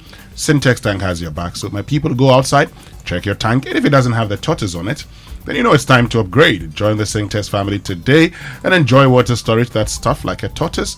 Call 0244335168 to buy now. Find any of our 400 agents nationwide. You can also shop online at syntexgh.com. Syntex tank, you're strong, you're tough. Winston, the song you're playing, Yes. When I decide to go to Aka Safari with you and our families, that's the song we use for the road trip. Odobeba, Odobeba, Odobeba, Obeba Namaye Lalu. Imagine going to Aka Safari with your family, with your wife, your husband, the kids, your in-laws for a weekend at that ultimate waterfront getaway. You need to stop imagining and just book right now. You can call them on 0800 110 190 to book and have a great experience at Aqua Safari in Adan. Come and visit the best place in Ghana. From great rooms to exciting water sports and outdoor activities, the stay packages are designed to provide you with an unforgettable experience at this serene bank of the Volta River at Big Adan. So if you're looking for a vacation destination or that perfect riverfront venue for your conference, your only option is Aqua Safari. So call them toll free 0800 110 190 or 0540 110 190 now. And while you're considering to drive there, I'm wondering if you've heard about the incredible benefits of Excellium from Total Energies. Well, let me tell you about this premium fuel with its amazing 3-in-1 power. Total Energies is introducing to you the Excellium new formula, the additives enriched fuel with its powerful 3-in-1 action that cleans your engine and extends its life and lowers its fuel consumption. So thanks to the cumulative effect of its anti-corrosion, anti-wear and also detergent additives, Excellium new formula is also lowering your vehicle's fuel consumption while reducing CO2 emissions. So you'll drive that's the experience you'll be having with Total Energies Excellium new formula. Choose Excellium, choose quality. And Ghana, get ready, something big is coming. The African Institute for Mathematical Science, AIMS Ghana, is bringing the world to Accra for the AIMS Quantum Science and Technology Education Global Event. And it's happening from the 8th to the 11th of July 2025. Activities include Africa's first ever quantum hackathon, the Quantathon, an exclusive quantum education workshop. On Friday, 11 July 2025 at 2 p.m., AIMS Ghana will host the world's renowned quantum scientist, Professor Jonathan Oppenheim, for a free public lecture at the City Conference Center, University of Ghana, Legon. Call 0243-317-275 today to partner or to book your seat for the public lecture. The AIMS Quantum Science and Technology Education Global Event is proudly brought to you by AIMS Ghana and Quantum Leap Africa in partnership with the Open Quantum Institute, Google, the Ministry of Environment, Science and Technology, and the Ministry of Education. But Kojo, in August, we have something coming up that we've termed the Joy Sustainability Month. Yes, so in August, we bring you the Joy Sustainability Month. It's a comprehensive month-long campaign by Joy FM and the Joy brands to drive national conversations and action on sustainability in Ghana, okay? So we'll be talking and having daily conversations on radio, on TV, online, thought leadership events, and we'll have some out-of-town experiences as well as part of the Joy Sustainability Month. Now, it's packaged to be as practical as possible, right? So, for example, week 1, we are looking at urbanization and housing. We know over 50% of Ghanaians live in urban areas. There is a housing deficit. People are trying to own their own homes. People are trying to rent. How do we approach urbanization and housing, right? If you are a first-time mover in the housing market, how should you approach your housing journey? If you are trying to build, how do you approach it? So we'll be giving you practical insights as to how you can start and complete your housing journey. Those in the middle and at different stages, we'll have all the resource persons give you insights into all that. And in the larger urbanization conversation, we'll be assessing the true cost of poor city planning, right? The true cost of poor city planning. For example, this morning we are talking about people in the Sapperman area, Kaswa area, people in different places. If you are spending 3 hours in traffic to get to work and 3 hours back, out of your 24 hours, 6 hours is being spent on the road. What is the cost of that to your personal economy, to your health, and actually to the national economy? So we'll be doing that assessment, the true cost of poor city planning, how our cities are killing us, basically. We'll be having that conversation. So those who want to own their homes too, how to secure your plots, how to start building, the whole process, we'll be helping you do that. And there's a big conversation also coming up, the rent trap. We need to figure out how to approach rent and affordable housing the right way, and all that will be handled during the Joy Sustainability Month. So week 1 is about urbanization and housing, and we have a big conversation on that. Can we build cities and towns that work for everyone? Kojo, so we'll talk more about it. Yes. We need to talk more about the Sustainability Month, and for those of you who want to be part of it, you know what to do. Just reach us here at the Joy FM.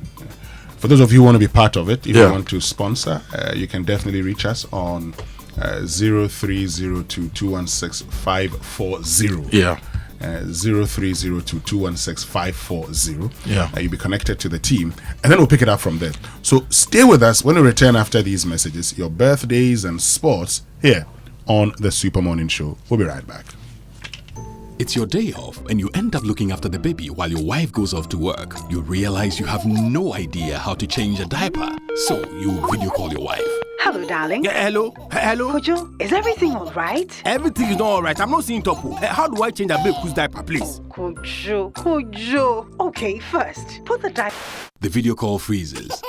While you wait for the internet to catch up, the baby sprouts a fountain and wets the diaper. As you are getting a new one, your wife comes back online. Kojo, no. But I had to go and get a new diaper. What must I do next? I beg, quick. Open the front of the diaper. It's the side that has... Wow, look, the video freezes again. Abba. By now, you know where the conversation is going. There's no buffering in real life, so why accept it from your internet connection? Get connected and experience ultra-fast internet to your home, powered by MTN Fiber Broadband. From the Internet Masters. MTN, everywhere you go.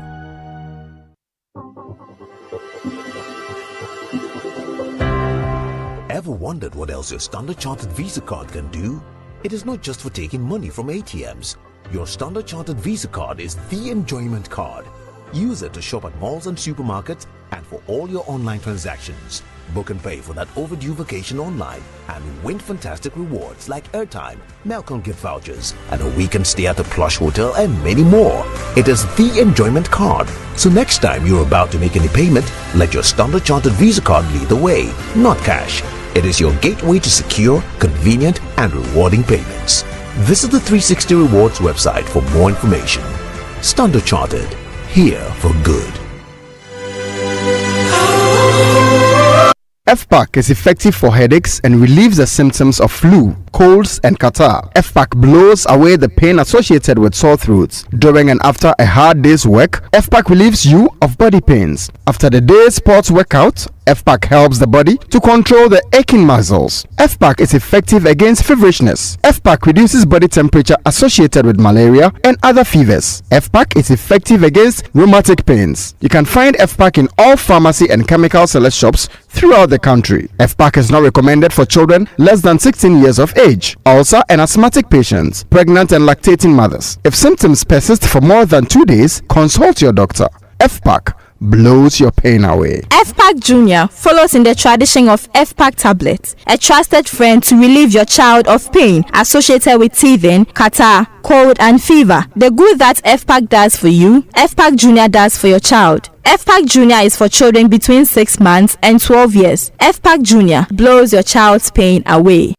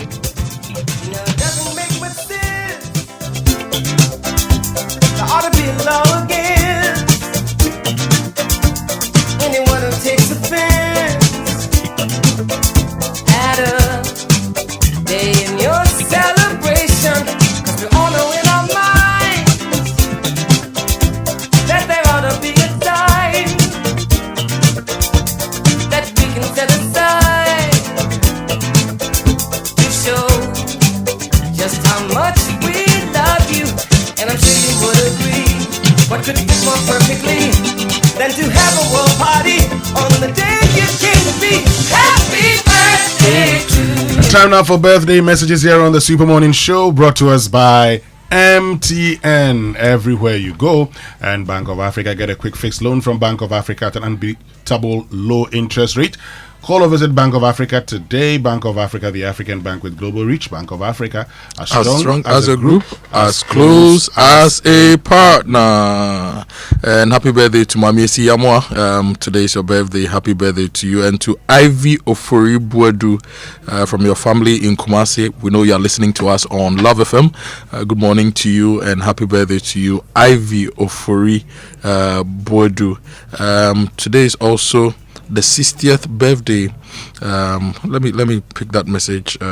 Today is the 60th birthday of one proud Ghanaian, and let me just pick the message. Samuel Dami, why is the message? Okay, we'll look for the message, and the message came in earlier. I'm sure the WhatsApp is just pushing all those messages out, but we'll look for it and read it for you. Today is the birthday of the CEO of Global View Consult Travel and Tour, Anku Lechu. So happy birthday to you, Anku Lechu.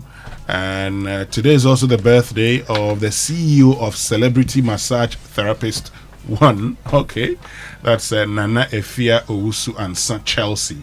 So happy birthday to you. Yes, and I found that message. Happy 60th birthday to the most amazing mom in the world, Madam Patience. I know today marks a major milestone, and we are so grateful to have you in our lives. Thank you for your love, support, and guidance over the years. We hope your special day is filled with joy, love, and celebration. You deserve it all, and we wish you many more years ahead. Love you, Mom, from Mr. Hagler, from Beshak, from Godfred, and the whole family. 60 is a big milestone, so Madam Patience, I know happy 60th to you. Great, which means we can bring you the Sports Center now, and it's proudly brought to us by MTN. Switch to MTN's eSIM. Download my MTN app to go SIMless today. Standard Chartered Bank, here for good. And FPark blows your pain away. DSTV, what an awesome news to share. Pay your DSTV package today and be upgraded to the next higher package for free from now to the 31st of July. Dial star 759 hash APK.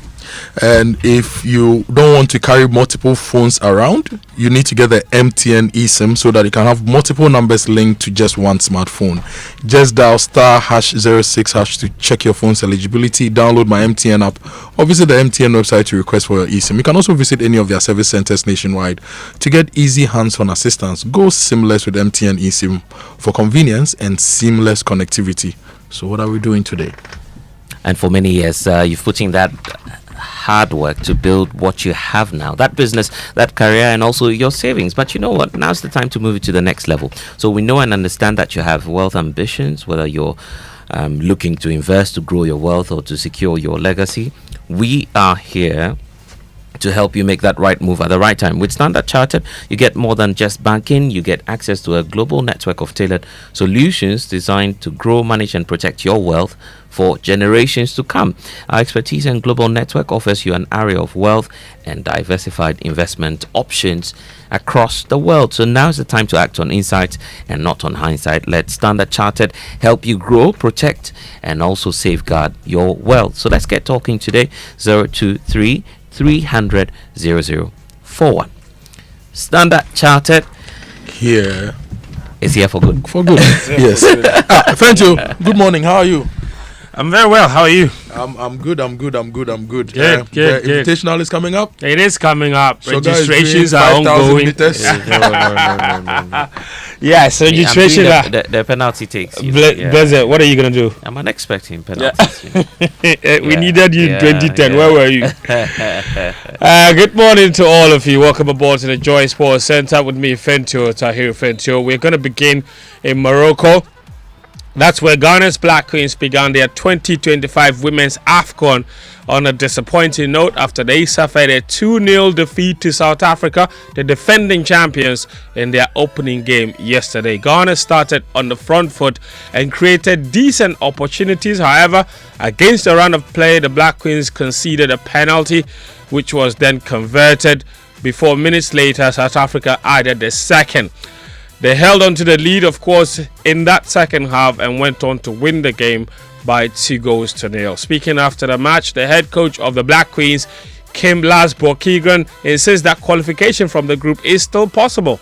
We know we were playing against the previous champions, so maybe the potential the toughest game that you can play in this tournament. Like I said, I think we did many good things. So if we take the good things with us into the next two, then I'm pretty sure that we're gonna make the playoff, and that's the most important. So I'm of course a little bit disappointed over the result, but not so disappointed over the performance. That's the Black Queens head coach there. Now, after the defeat, Ghana is bottom of Group C after Mali, their group opponents, also beat Tanzania by 1-0 in the other group game. The Black Queens, their next game is on Friday. That's against Mali. The men's AFCON itself kicks off later this year in December. Ghana, of course, will not be represented at the competition, and that's the first time they will not be there in 21 years. This was after the Black Stars, of course, failed to win any of their 6 games in the qualifiers. But the team is hoping to make amends by qualifying for the World Cup. Black Star striker Mohamed Husseini, he's been speaking to Joy Sports about that. I think it's really disappointing. I see like a big country like Ghana, and also like with the good players we have. I think we deserve to be at the AFCON, but things happen. We just have to move on and look on to the future.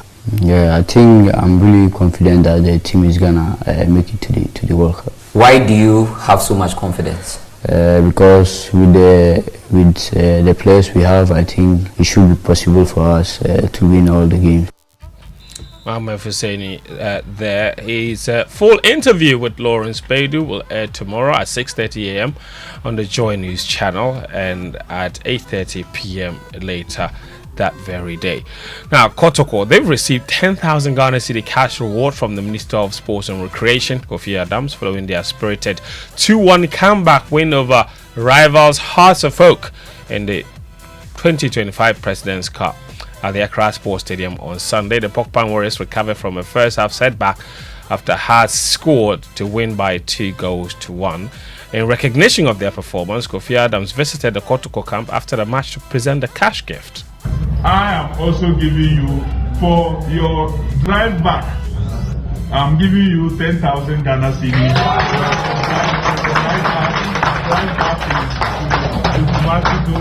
When you get there, you stop and can buy some water. Then, in addition to one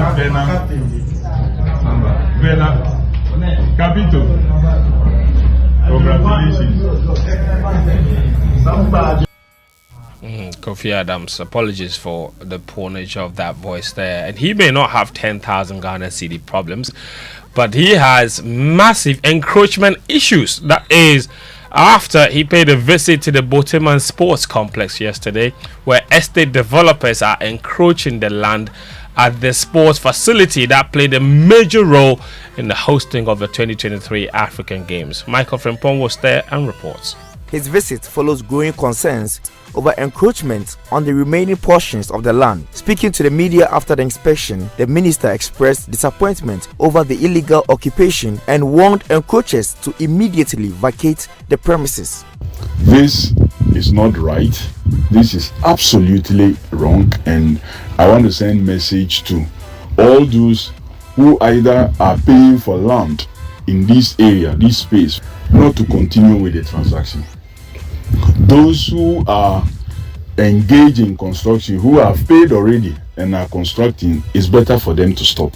He further cautioned that anyone investing in unauthorized construction on the land is doing so at their own risk. The investment they make in this area will be a wasted investment.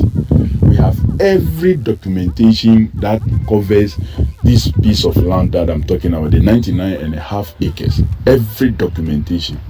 The final documentation have been secured. You can rush to want to construct, you can do it in the night, you can do it over the weekend, but at the right time we will bring everything down. To address the issue, the minister reveals plans to collaborate with engineers and relevant agencies to construct a wall around the facility to prevent further illegal development. Meanwhile, I'll be engaging other agencies because the LOC chair have made me aware that they had some arrangement to get the 48 engineers regiment to do some walling, but that arrangement is still open, and so we would have some further engagements with them to see to it that whilst we're waiting for resources and an arrangement to continue the constructions to cover the unused space, we will wall it. That's the sports minister. Of course, very concerned about the issues at the Boateng Sports Complex, where encroachers are taking over the land. Now, acting president of the Ghana Boxing Authority, Roger Bano, has declared his intention to contest and occupy the position on a permanent basis in the upcoming Congress. Bano, a retired referee, replaced Abraham Kote Nikwe, who resigned as president of the GBA last month, citing personal reasons. He's a human being. He can never be 100%, truthful. He can never be 100% wrongful. Whatever he does so to the best of his knowledge. And then probably he might have thought what he's doing or what he was doing was right, in the course of, pushing Ghana boxing to another level. And it's very unfortunate we got ourselves in that kind of situation. It's a learning curve. And whatever happens within this short period that preceded his resignation, I've learned a lot out of it, and then I know it's going to help me in my subsequent years ahead if I have to occupy the seat permanently, which I hope to. That's Roger Bano there. And in the Club World Cup, Chelsea will take on Fluminense in the first semi-final tonight at 7 p.m. Chelsea have made a number of attacking additions this summer, including Liam Delap and João Pedro. But their head coach Enzo Maresca says he prefers his players share the scoring responsibility. Joao, Liam, Nico, the one that we have in this moment, they know exactly about, number 9 Chelsea. But I said already many times, in my mind or in my idea, I prefer to have 4 or 5 players scoring 10, 12 goals each than just one striker score 40 goals. So you can see last year what we have done with Noni, what we have done with Enzo Fernandez, and we expect next season more goals from all our attacking players. That's Enzo Maresca. That game is at 7 p.m. Meanwhile, in transfers, Newcastle United, they've agreed a fee of £55 million to sign Anthony Elanga from Nottingham Forest. Although there are still the final points of the deal to be sorted, it's understood the framework of it is agreed, and the former United youngster will join Newcastle United ahead of next season. Let's wrap up with some Wimbledon action. Mira Andreeva, she beat Emma Navarro to reach the quarterfinals, where she will face Belinda Bencic, who beat Ekaterina Alexandrova to reach her first ever Wimbledon quarterfinal. In the men's draw, former world number 1, in the men's quarterfinal matches, that's beginning today with Carlos Alcaraz, the world number 2, against Great Britain's Cameron Norrie at 2 p.m. Before that, there's Taylor Fritz against Karen Khachanov at midday. In the women's draw, Sabalenka is against Sigmund in the women's quarterfinals before Anisimova faces Pavlyuchenkova at 2 p.m. So lots of action at Wimbledon later today. That's all there's this morning on the Joy Sports Center. It's back to you, Winston. Thank you very much, Atahiru Ajaga. Thank you. Winston Amoah. Tahiru, thank you. How are you doing? God is still taking care of his children. How about you? He is taking care of me. He's taking care of me all these years, and he's still taking care of me. Head of Canton Secondary School yesterday. You are back. Canton is back, yes. The Joy Sports Invitational is also back. Yes. Registrations are ongoing in earnest. So you want to sign up your company for the Joy Sports Invitational is really simple. All you need to do is talk to Slevin, call him, and then register. The number to reach him on is 0540-106466. Sign up your company, and let's have fun on the 9th of August. No problem, Kra. I'll be there. You wanted to do last year, and you ran away. Oh no, you say this time you are not bringing. You came here to run your mouth, and then you ran away. Oh, let me wish. This one says wishing, hey, Obingwa, Obing Deborah, of First Watch Security Services, Ashalibuche branch, a happy birthday, wishing her good health and wealth and long life. And it's coming from Andy to you, Obiniwa Obing Deborah of First Watch Security Services, Ashalibuche branch. It's your birthday today. Okay, which means we can get interactive. Let's get interactive. Social media messages here on the Super Morning Show, brought to us by EcoBank, the Pan-African Bank, and number 10 liver salt, a refreshing relief. And I'd like to hear from you. Already a lot of you are sending messages about the state of your roads. Keep them coming. We're going to be sharing all of them as we seek answers on when these roads are going to be fixed. Well, so every day people face different emergencies. It could be the police emergency, fire emergency, medical emergency, and you name it. But many Ghanaians don't know their emergency numbers. Well, here's one that I'm giving you right now, *770#. Yes, I'm talking about *700#. That's the EcoBank Money Emergency number. With *770#, it gives you instant access to loans, fund transfers, utility bill payments, airtime, and data purchases. You have so much more to do with its short code, so you don't need the internet for this. All you have to do is to dial *770#. No need to panic at all in any money emergency at all. EcoBank will always come to your rescue. So don't forget the number again. It's *770# now for solutions to your money emergency.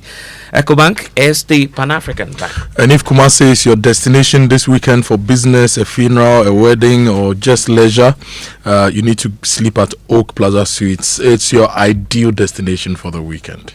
I love the place so much, and it's located in the prime area of Asokwa with easy access to all parts of Kumasi.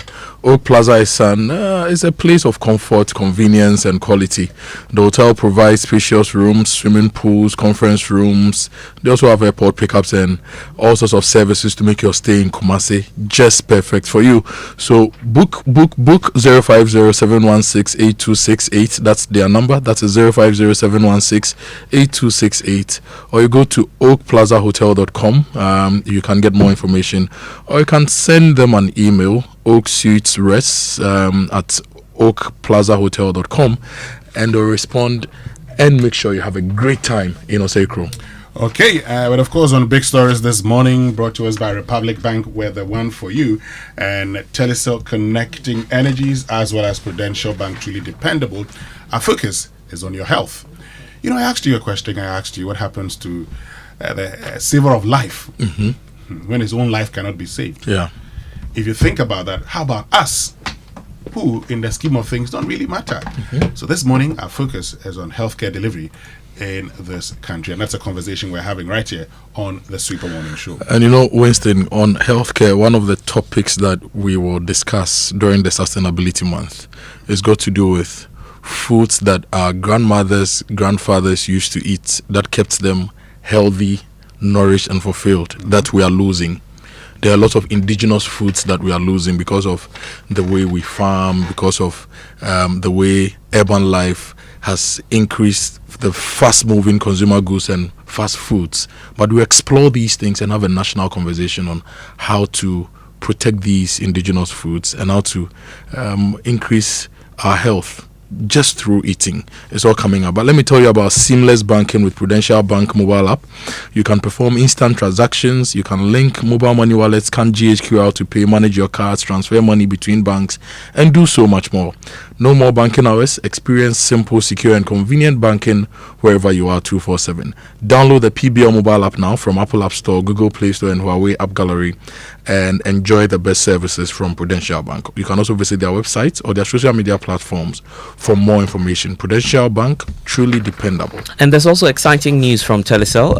Now you can have more data at the same price, because Telecel bundle allocations have now been reviewed, and now they're offering you 10% more data at the same old price. So in addition to your favorite 400 Ghana Cedis data bundle allocation, they are increasing that from 190 gig to 250 gig. And it does not expire. That's the most exciting part of it. So this means that you can now enjoy more data at no extra cost to you. So just join the team now and be celebrating whilst you dial *700#. You can also dial *53 #0# to access a variety of unbeatable data deals on Telecel.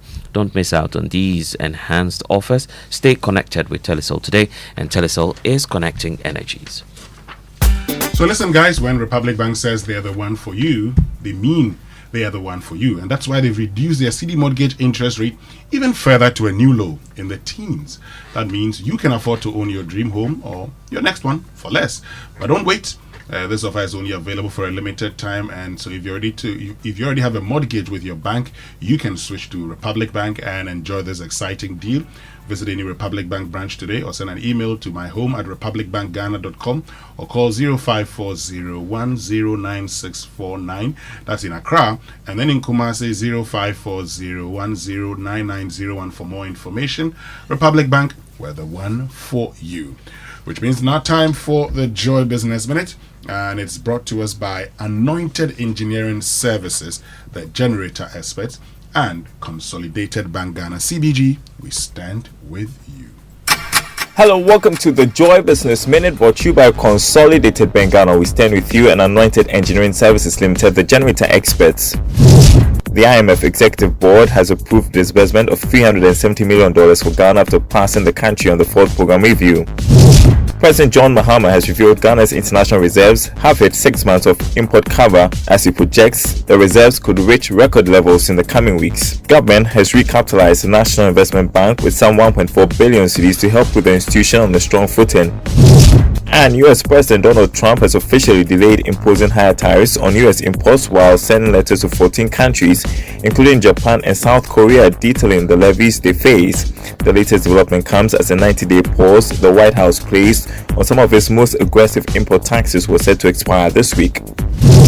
And that's your Joy Business Minute, brought to you by Consolidated Bank Ghana. We stand with you, and Anointed Engineering Services Limited, the generator experts.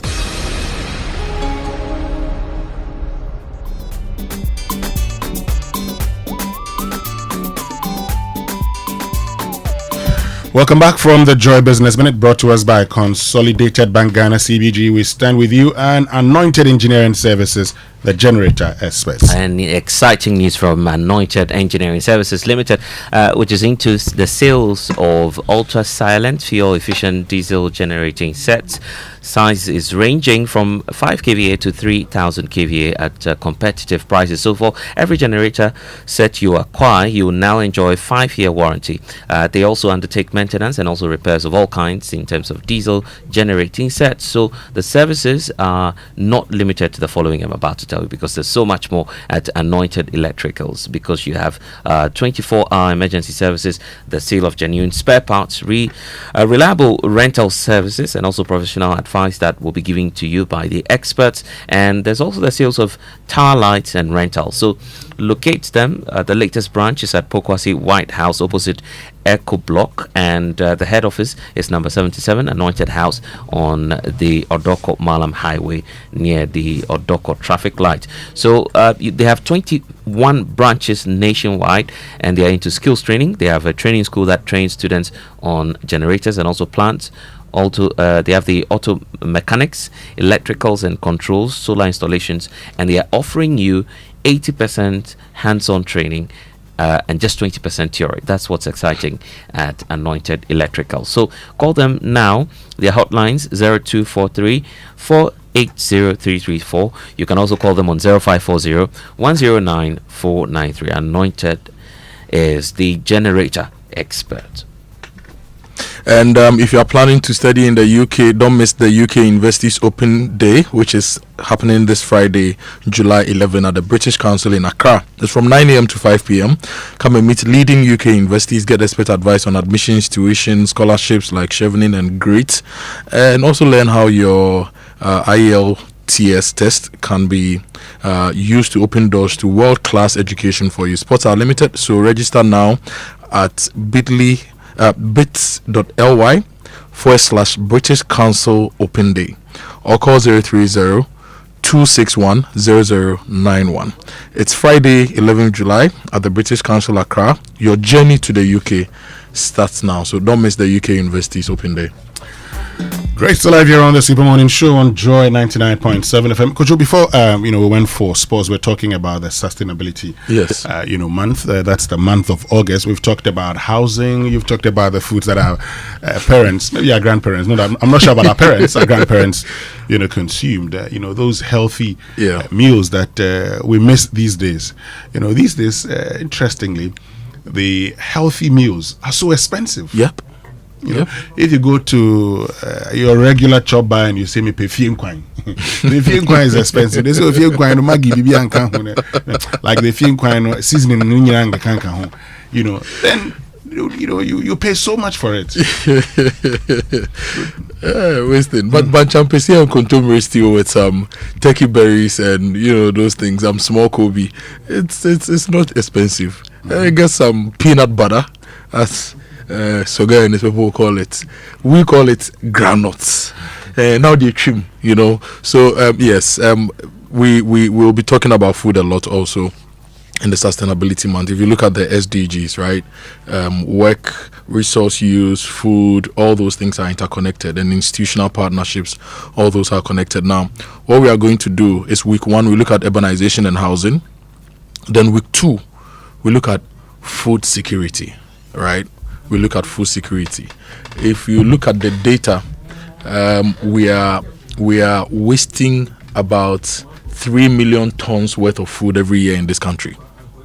3 million tons of food, right? This food, which should have ended up in our stomachs or in storage after being processed or preserved, ends up in landfill sites, right? It ends up in our drains, causing flooding, all sorts of things. How do we manage the food security situation, our food system, such that the food waste will be eliminated? And why do your tomatoes cost so much more than it should? And why do we sometimes have tomatoes? Because it's the tomato season, and sometimes we don't have it at all. And when I talk about tomatoes, I mean different foodstuffs that we eat. There are certain times you don't have contumely on the market, right? How do we ensure all year round availability of the things we need to keep us going? It's a very important conversation. It's also important because food contributes to inflation. So we need to have a conversation about sustainable food systems. So how to get the food, how to ensure we eat healthy, how we can protect indigenous food systems. There's another conversation we are going to have. How your food travels from the farm to get here. This morning I was talking about the what do you call it? The Eastern Corridor Road. Yeah. Winston, I have videos to show you. You'll be heartbroken. Trucks full of yam get stuck, right? Now, this road, let's say it's even 400 kilometers. If you had a good 400-kilometer road and the truck is traveling at, say, 60 kilometers, even 50 kilometers per hour, in 8 hours you should get to Accra, right? But some of these trucks sometimes do 2-3 days because they get stuck. Then they have to go and look for another truck to come and pull them out. We talk about food a lot in this country, but where is the infrastructure to support our food systems? It's also a conversation we are going to have. So that will be week 2. And week 3, we come to mobility and transportation. I'm sure a lot of listeners listening to us right now will link this to the urbanization conversation. But mobility within our cities is also very, very important. How do we move about? How do we integrate the multimodal transport systems to keep us going? In fact, where are the railways?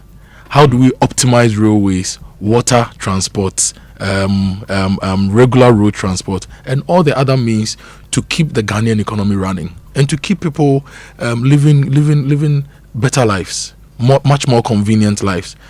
Is there a way to bring a new revolution into urban transport to even phase out churros? That's a big conversation we are going to have. And that week, if you're also looking forward to driving an electric vehicle, owning your own car, a car possibly assembled in Ghana, brand new, affordable rates, it's a week for mobility and movement, and we've got you covered in that week. That is the 3rd week.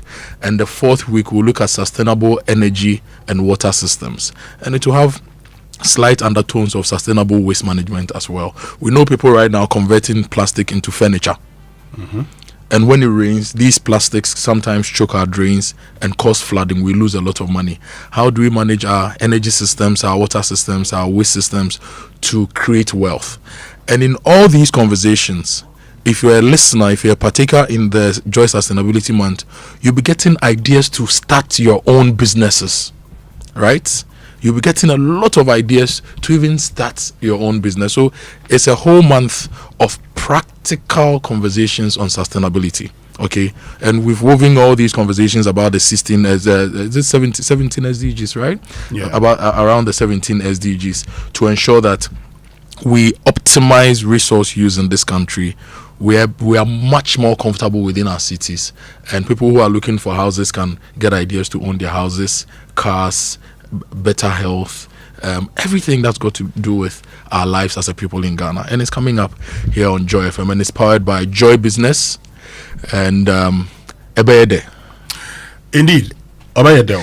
So you know what to do, and I'm sure that many of you would want to partner in bringing this to our cherished listeners, and so you could just give us a call on 0302216540 and talk about the fact that you want to reach out to the SMS team. You get our contacts, or you can call 0302216541, and that would be easier for you.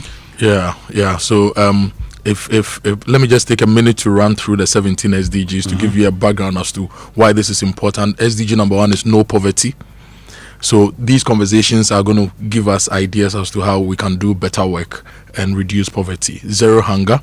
I was talking about 3 million tons of food that goes waste. It's valued at about 500 to 700 million Ghana cedis every year. That goes waste. Good health and well-being, very, very important. The conversations we are having this morning on health. These days, if you look at our health facts and figures, a lot of issues. Quality education, gender equality, clean water and sanitation, SDG 7, which is affordable and clean energy, decent work and economic growth, industry, innovation and infrastructure, and it's one of the big things we'll be talking about. Reduce inequalities, sustainable cities and communities, responsible consumption and production is also very, very important. Climate action. We have a show on Joy TV that is on climate action, and so all those things: life below water, life on land, peace, justice and strong institutions, and partnership for the goals. I can tell you that the Ghana Institute of Architects, for example, is a partner for the Joy Sustainability Month. We have some other key partners that are joining us to make this work for you. Great. Stay with us. When we return after these messages, our focus is on healthcare delivery in this country. We'll be right back.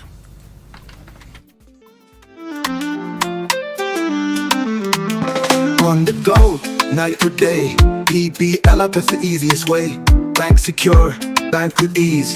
Right at your fingertips, bank is a breeze. PBL app making banking so clear. Anytime, anywhere, we're here. Safe, secure, banking for you. PBL app, simple and true. Welcome to the future of banking. The Prudential Bank mobile app. Bank secure anytime, right from your phone. Access your accounts 24/7. Perform instant transactions. Pay bills, link mobile money wallets, scan and pay with GHQR, manage your cards, make seamless GIP interbank transfers, all with ease. No more banking hours. Take control and app your banking. Experience simple, secure and convenient banking. Download the PBL mobile app now. PBL mobile app. App your banking. Small money day, big money day, way too much money day. Telecel too much money promo drop. If for dial *500#, then join am. For the Telecel too much money promo inside, you fit win 100 Ghana cedis cash for the daily draws, 20,000 Ghana cedis for the weekly draws, then 1.2 million Ghana cedis for the grand draw inside. That be 1.2 million Ghana cedis. You for just reload airtime, then get points wey fit make you win. Make you dial *500# or go the Telecel Play app top. Then book inside riders give the Telecel too much money promo. Terms and conditions apply. Telecel, connecting energies. This promo will be NLA way they regulate them for the Caritas Lottery platform top. Still unbeatable. Republic Bank has slashed the city mortgage interest rate to a new low. That means it's more affordable to own your dream home. You enjoy lower monthly installments, save on interest payments, flexible loan arrangements, and more. Make the move. Own your home at a lower teen interest rate. But hurry, this offer lasts for a limited time. Visit any Republic Bank branch or send email to myhome@republicghana.com or call Accra 054-0109-649, Kumasi 054-0109-901 to apply today and enjoy a teen interest rate. Republic Bank, we're the one for you.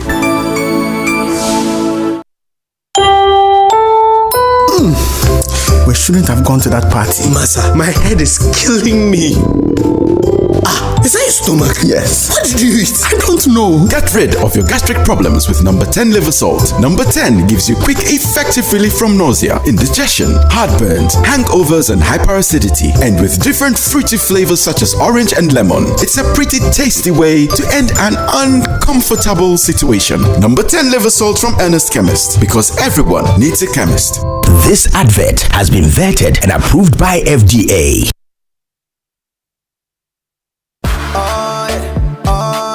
EcoBank Mobile, they make me say, oh yeah. EcoBank Mobile, they make me crazy. Download it and use it. It gon' make your life so easy, yeah.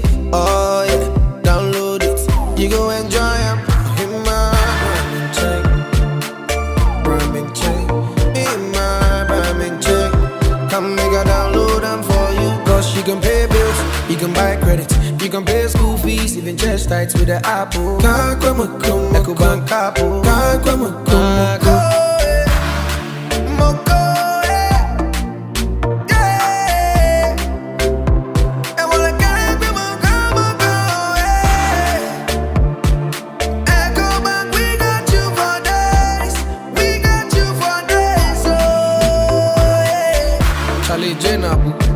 Life is easy with the EcoBank mobile app. You can pay your bills, transfer to and from mobile wallet, virtual card creation, transfer to other banks, express account opening, scan and pay, express cash, all at your fingertips with the EcoBank mobile app. You know, it's 5-star life with EcoBank. Can promise.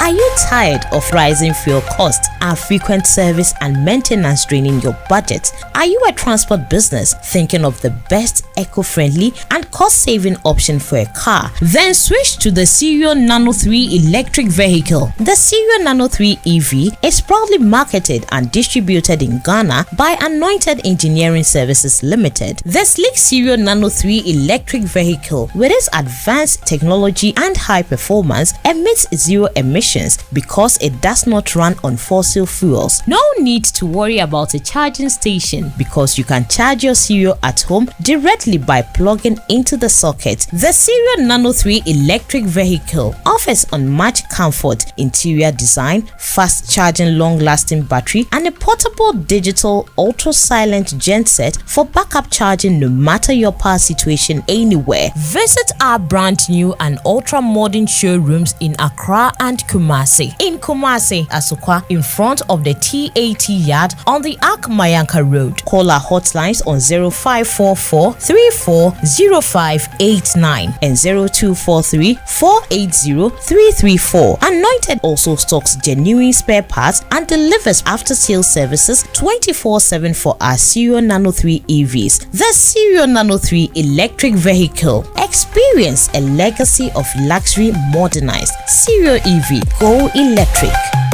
Frustrated with outdated banking experiences? You deserve an app that makes your life easier, not harder. Say hello to the CBG mobile app, your new cool way to handle everything banking.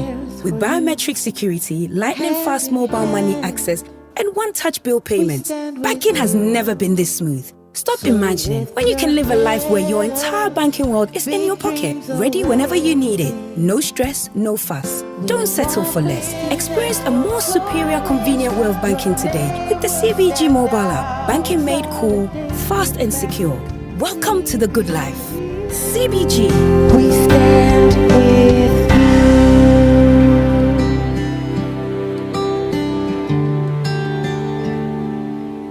dance, if I asked you to dance,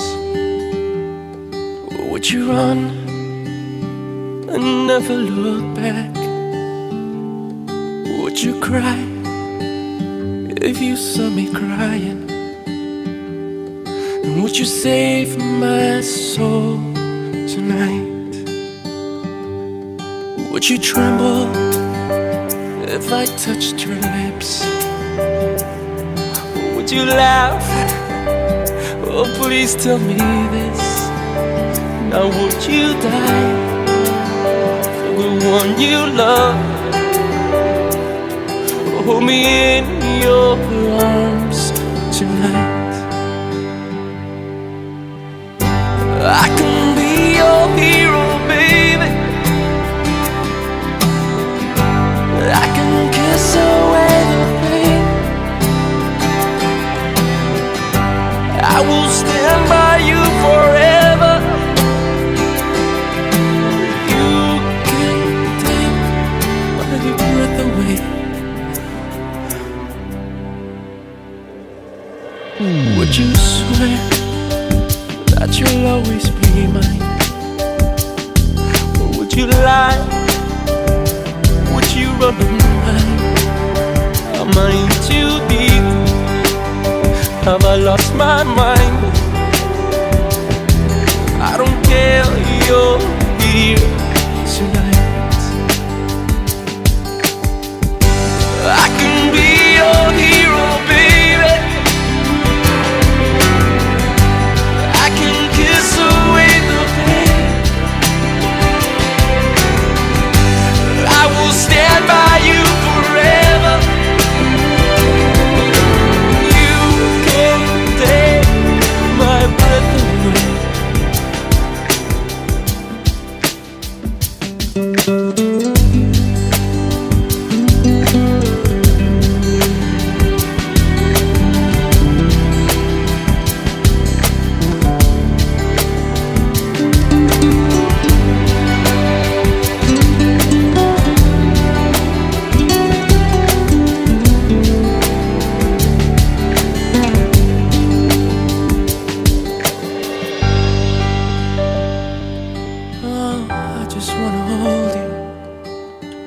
And that's Enrique Iglesias with Hero right here on the Super Morning Show on Joy 99.7 FM. Hey, DJ Wobeti. But I'm sure there are many of you who know about Julio Iglesias, right? But you know about him? Yes. You know who himself. that's the inspiration. Yes. I got the inspiration from that one. Inspiration. Yes. Okay. Anyway, you know what? We're going to be talking about healthcare delivery and why you should be concerned and how we can improve it. This morning, we're privileged to be joined by Sechi Brown Reginald, who's chairperson, early career pharmaceutical group of the Pharmaceutical Society of Ghana, and a pharmacist right here on the Super Morning Show. Good morning, Reginald. Thank you very much for joining us. Good morning. Good morning. Pleasure to be here once again. Great. Well, let me tell you what's happening this August, because Adansi Travels is turning up the excitement as part of its 12 years of delivering unforgettable travel experiences. Get ready to see more, feel more, and explore some of the world's most exciting destinations, from fun-filled family adventures in Dubai to romantic getaways in Asia, thrilling escapes with friends in South Africa, or that long-awaited dream trip across Europe. It's not just travel, it's an experience you'll never forget. Call Adansi Travels on 0595 500 817 or 0531 008 550, or visit adansitravels.com to book your spot. Let's make memories together this August. Adansi at 12. See more, feel more. And let me tell you about Optima Solar Systems. If you are thinking of going solar, if you want to keep your lights on, even when the grid goes off, talk to Optima Solar Systems. You can trust them to deliver solar energy solutions to you.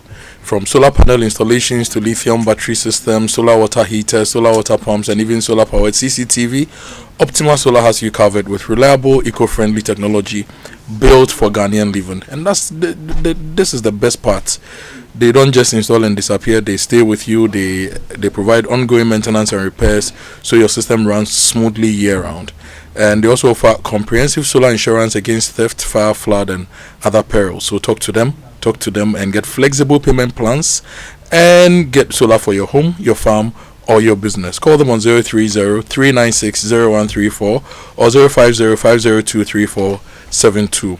OptimaSolarSystems.com, that's their website, and you can also follow them on Instagram and Facebook at Optima Solar GH. Optima Solar Systems, the future is bright, the future is solar. And perhaps beyond Optima, you're looking for a little more in life without spending more, and I get that because every city counts. That's why I want to share something really amazing and that's making a difference for a lot of people. That's the APSA Abapa account. It's designed for people like us, those who work hard and deserve more for less. So here's what you get with the APSA Abapa account: a free GH link card. You have access to loans of up to 50,000 Ghana cedis when you need help, high interest on savings, free SMS alerts to track every peso that is spent, and seamless mobile as well as online banking. So no need to join all these long queues that you see around, and many more. The best part of it is that it is simple to open. So if you're looking for more value, peace of mind, more control over your money, then the APSA Abapa account is just that right account for you. So open your account today and get more from APSA. Terms and conditions to apply. Your story matters to APSA. So are you a graduate from the University Polytechnic College of Education, Nursing and Midwifery College, or you've completed SHS and looking for the opportunity to study your dream course abroad? You can study in countries like Australia, Canada, UK, US, Ireland, New Zealand, and many more. Now, these countries have an excellent reputation in teaching and research, and you can work part-time to support your studies and get up to 4 years post-work visa when you have completed successfully. Now, applications for September 2025 is ongoing. Contact Astolinks to get information about admission, scholarship, as well as how to secure your study visa. Astolinks is located at 4A Popo Street, East Legon. Call them on 0265 341070. Visit their website, astolinks.net. Astolinks, pathway for success. Okay, so we're joined by Reginald Sechi Brown, who's chairperson Early Career Pharmaceutical Group of the Pharmaceutical Society of Ghana, and that means he's a pharmacist too. And so this morning, look, Kojo, we've been talking about this. We've been talking about when a lifesaver cannot be saved. But that's not just it. It actually tells us the challenges with healthcare delivery in this country. And so think about it this way. The man who saves your life is expected to be giving the best treatment by his colleagues when his life is under threat.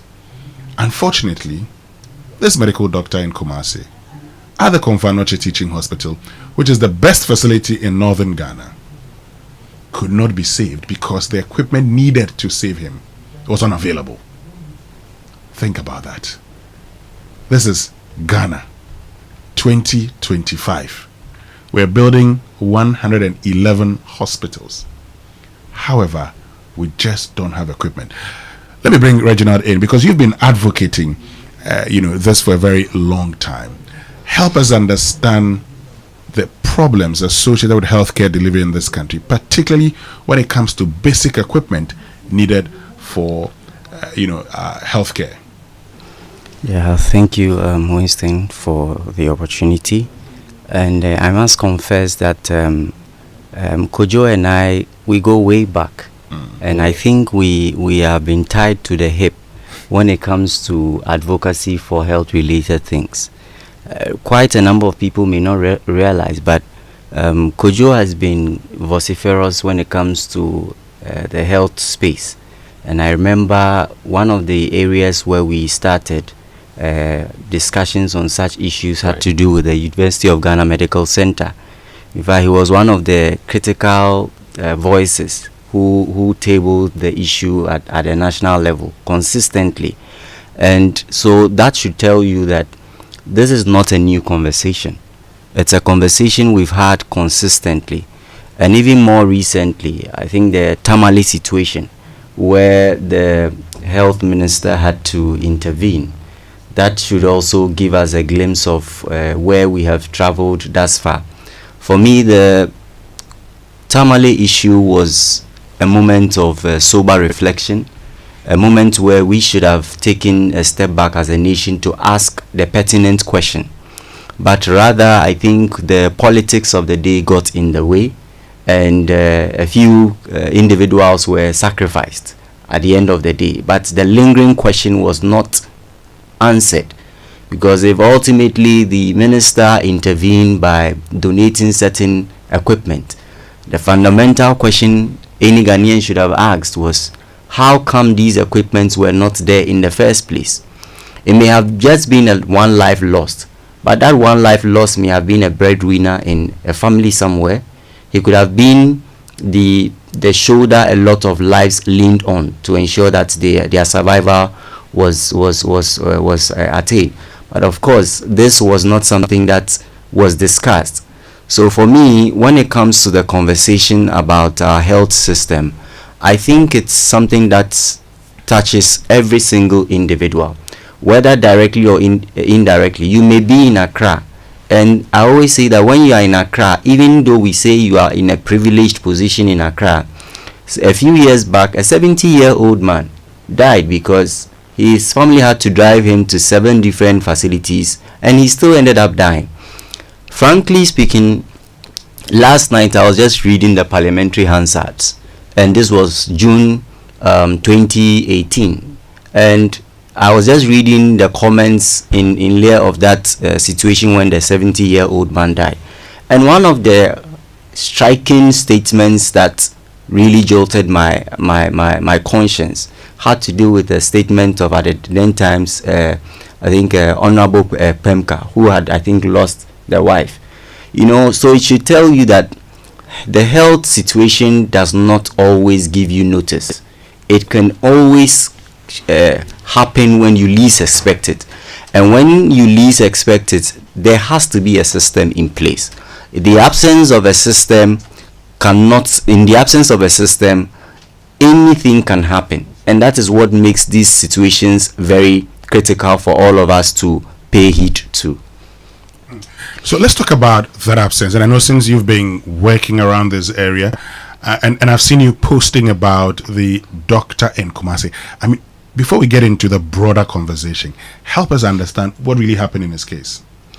So we, when it comes to the issue in Kumasi, it centered centrally on the fact that this is not to say that we have become vociferous about this issue because it's one of us or it's a medical doctor. This is the story of the everyday Ghanaian. It's the story of the woman who is always at the junction, who would one day you hear that, and you hear this statement amongst Ghanaians a lot. Oh, no, Yari, he was not sick. You hear this statement, this physiology a lot. And just yesterday, we were hearing that we lost one of our prominent, young, vibrant MPs.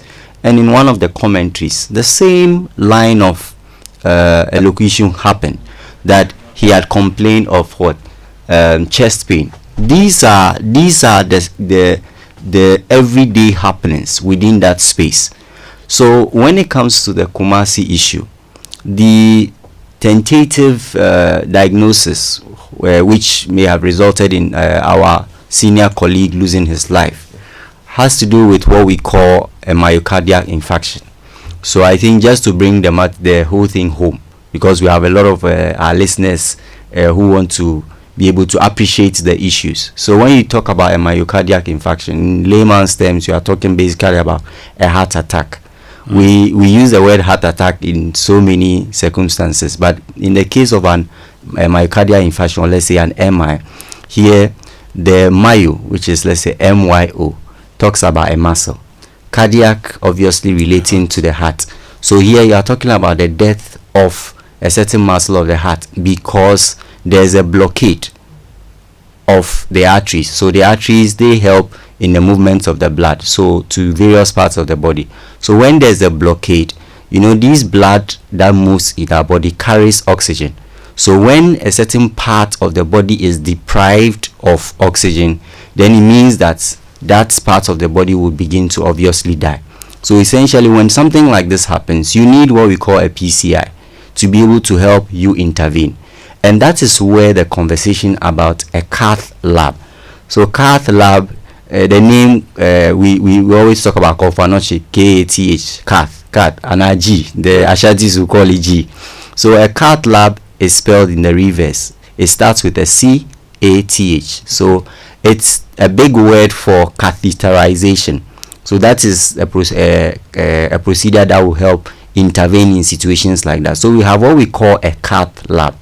Unfortunately, in the Ashanti enclave, we do not have such a system in place. So if situations like that should arise, then it means that you have to get the person to the nearest facility. So if it's not within the Ashanti enclave, then it means you have to probably fly the person to Accra, where these services are available. But then the fundamental question is this: why is a critical region such as the Ashanti region not have a cath lab? That is the question every Ghanaian going to work today should be asking. And the same applies to all the other regions that do not have cath labs. Wait. So, sorry for cutting you. So the Ashanti region doesn't have a cath lab? There's none. Which other regions have cath labs in Ghana? So Greater Accra, predominantly most of the cath labs, I think as of now, Kolebu has one, UGMC has one. In my last check, I think the Bank of Ghana, Bank Hospital also has one. So then I think Uracare should also have one. So essentially, these are almost everything is centered in Accra. So it means that if you need such interventions, the question is, wherever you are, you have to find your way in Accra. And I realized that we've been talking about road networks and all that. So if your road network is not good, and even you have to be moved to Accra, that is also another question. So the pockets of issues that arise in our national life all have converged at a certain point. And in this case, if your road network is not good, and in the case where the person cannot be flown into Accra, then he is saddled with using these bad routes. Frankly, sometime last year, first quarter of last year, I had a experience of being in an ambulance with a very good family relation, all the way from the central region to Accra. And you can imagine the Winneba, Kaswa, Budumburam stretch now, hellish road. You can imagine, even me who was fit at the time, I was even complaining. So you can imagine the patient at the time. And this is what the everyday Ghanaian is saddled with. I even hear that the people of Nsawam area are also planning a demonstration. Yeah. And all this has an implication on their health beyond the fact that they are complaining. There's obviously going to be a respiratory angle or issue they are going to be faced with because of the issue of the dust, the bodily pains and all that. So the conglomerate of problems that we fail to solve all come back to affect our health outcomes. So aside the Greater Accra region, there is no region in this country, to your knowledge, that has a cath lab. As we speak, that's not the case. So it tells you that we have a very long way to go. Help us appreciate this. So, for example, the doctor that we lost, if you are suffering a heart attack, right, and we are not, those of us here are not medical people, so we can't use your term, so permit us to use heart attack. So if you suffer a heart attack, for example, and you notice it's happening, between the time you feel it, at what point would you have to get intervention or lose your life? So how many hours would you have your life should you get that feel that there's something wrong with you? How many minutes, how many hours do you have to save a life if something like that happens? So you know, there are inter-patient variabilities. So the health situation you might be in might not be a carbon copy of what maybe Winston will be in. You may have certain underlying conditions which may make your situation maybe very dire as compared to another. But the fundamental thing is this. So let me just maybe throw this in. In places like Spain, they have what, for instance, you call like a stroke code, or they have protocols. So when someone makes such a complaint, you notice that the first Ghanaian response, that's usually our first responder effect. That is a fundamental change that must happen. So even before the intervention, the people around you can decide whether you live or die. That's the first point. Because if those around you do not have no clue as to what is happening to you, then it means that they might either underestimate the gravity of the situation and say, oh, let's take him home, or oh, let's pour water on him, or let's find him some food. Or and you hear Mama nice kinky. You hear that a lot. Mama nice kinky. So before you know it, the time allotted, if it's in the case of a heart attack, usually you are looking, let's say, beyond the first 4 to 6 hours is very key. Same applies to patients who are also presenting with some form of stroke as well. So the time may not, there's a time duration, of course. Patient variabilities will determine how quickly one needs to intervene. Over the weekend, I was in a conversation with a very good colleague, and he had to cancel a trip to the US with his wife because a brother of his in the eastern region gave a similar complaint. Because he knew, he has been in the space for a very long time. The moment the relative gave those accounts, he knew what was happening. So immediately he had to start making calls to ensure that at least wherever he was, he is quickly brought to the right place, and then that result. This is one out of many. And this is somebody who knows people, who know people within the value chain. The cocoa seller at the junction doesn't know. She will not even know what the emergency line is to call. You're even going too far. The doctor who died knew people. People knew him. We tried to intervene, but we still lost him because something as simple as a cath lab, which is a lab with some basic equipment you need to do these things, we didn't have in Kumasi. At Konfanochi Teaching Hospital, which is a teaching hospital. It's a tertiary hospital, right? Exactly. And so these are basic things to have in a tertiary hospital. Precisely. What goes into a cath lab?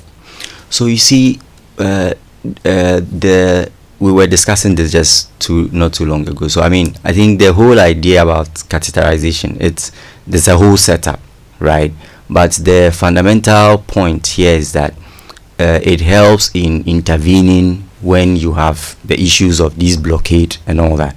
So the whole idea is when you watch some of these equipment company tech videos, you see they have all kinds of tools where if someone has, let's say, a blockade, you're able to insert what we call sometimes like a stent, which goes in, opens up like a balloon, and then more or less frees the clog. So it's like in your house you have a sink. Okay. And then you know that you are supposed to have like a sieve that takes the debris and everything out. Then you decide that anytime you eat, everything goes into the sink. You don't filter anything. So one day the sink becomes very clogged. Then you have to call the plumber. So let's in simple terms call the catheterization lab like a plumbing service to ensure that whenever there are such clogs and all that, they are able to help us free the pathway. That is essentially. We don't have that at the Konfanochi Teaching Hospital. We don't. We don't have that at the Tamale Teaching Hospital. We don't. We don't have that at our regional hospitals. In fact, so we're Western region, Efien Kwanta, there's none. Wait, is it that we used to have them and they've broken down, or we've never had them at all? We've not had them. You see, so let me give you an example. The Tamale issue, where the doctor was trying to explain to the minister and his people and stakeholders why they did what they had to do. You know, sometimes when you are a health professional and you are working in a system where the facilities are not available, it's as though you are a surgeon whose hands has been tied behind your back and you've been asked to perform a surgery. You can see the tools on the table, but you have been asked to perform the surgery without touching the tools. In this case, the tools do not exist. So when the Tamale incident happened and the questions were being asked that you were supposed to do this. If the thing is not there, you cannot conjure it into existence. If the system is not there, things cannot just happen. That is what we lost. That is what we failed to understand about the Tamale issue, and that is what pertains. So that is why in the past 20-25 years, we've even had very prominent people who have passed on. How on earth, how in God's earth would, for instance, a vice president will a country lose a vice president in a situation where, let's assume it was in the gym situation as it were? There are basic safety protocols that should have been in place. If a whole vice president was going to a particular gym, the first basic principle was to check, do they have certain rudimentary things in the event where something happens. And you of course expect that is an elite place, so these basic things have to be there. How many of our key institutions have, let's say, basic defibrillators?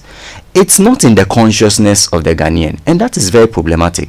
And the strange thing is that the same people who are managing the system, we have the same Ghanaians who, when they go out, when they are put in systems and things are provided, they do magic. We also have Ghanaians who are out there who come periodically to also support. I must confess, not to name names, but we have top health professionals, pharmacists, clinical pharmacists, medical doctors, nurses. We saw recently a nurse who won the global award, Naomi Otieno. So the Ghanaian, what Nkrumah said, that we are capable of managing our own affairs. I think that it's the fact that things are in disarray does not mean that it's not true. We have just had very bad leaders. That does not mean, it doesn't negate Nkrumah's point. We've just had bad leaders. But if you put the Ghanaian in the right environment, he's able to deliver. This is the Super Morning Show. We are talking about health and health systems. Our guest this morning is Reginald Sechi Brown. He's the chairperson of Early Career Pharmaceutical Group of the Pharmaceutical Society of Ghana. He's a pharmacist. His history in public advocacy, if you remember the UGMC story, there was a young man who raised a placard some time ago, and he was arrested by the police and later released. He's the young man we are talking to. You've written a public petition to the government and the Minister of Health demanding that some key things be done. We are going for a quick break. When we return, we'll go through your petition and the demands that you've put out and discuss them in detail here on the show. But before we also go for the break, Winston, we've been informed that Urban Rose has fixed the issue at National Theatre. Yes. They've actually sent us photos themselves. Yes. And so we thank them for fixing the issues, but we need them to send us detailed work plan on all the roads being done within our cities. Okay, and highways too should send us detailed work plan and updates on all the roads, the highways, so that we can inform listeners to plan and know when their roads are going to be fixed. So quick break, we'll be back.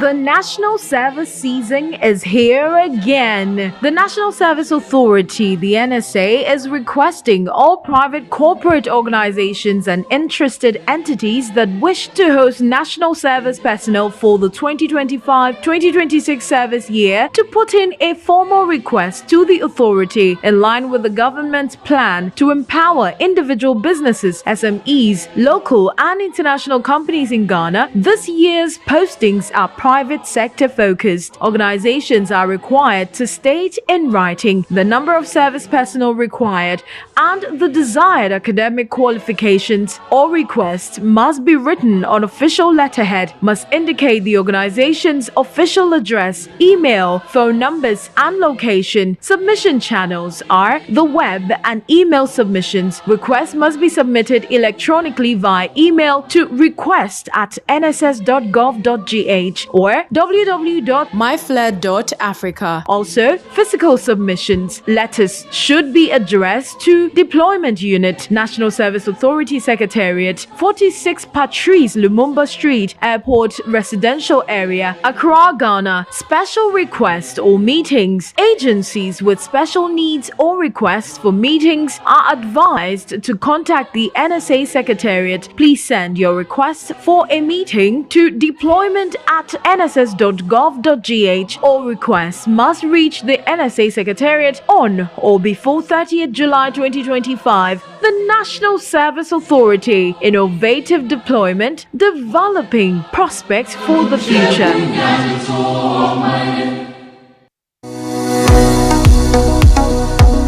Do you want to study abroad? I present to you Astolinks International. They give professional advice on study visas to the USA, UK, Canada, Australia, New Zealand, Ireland, and other European nations. They also advise on visa applications, general travel, and other immigration services. Call them on 0537 152 118 or visit them at 4A Pawpaw Street in East Legon. For more information, check out astolinks.net. Astolinks, pathway for success.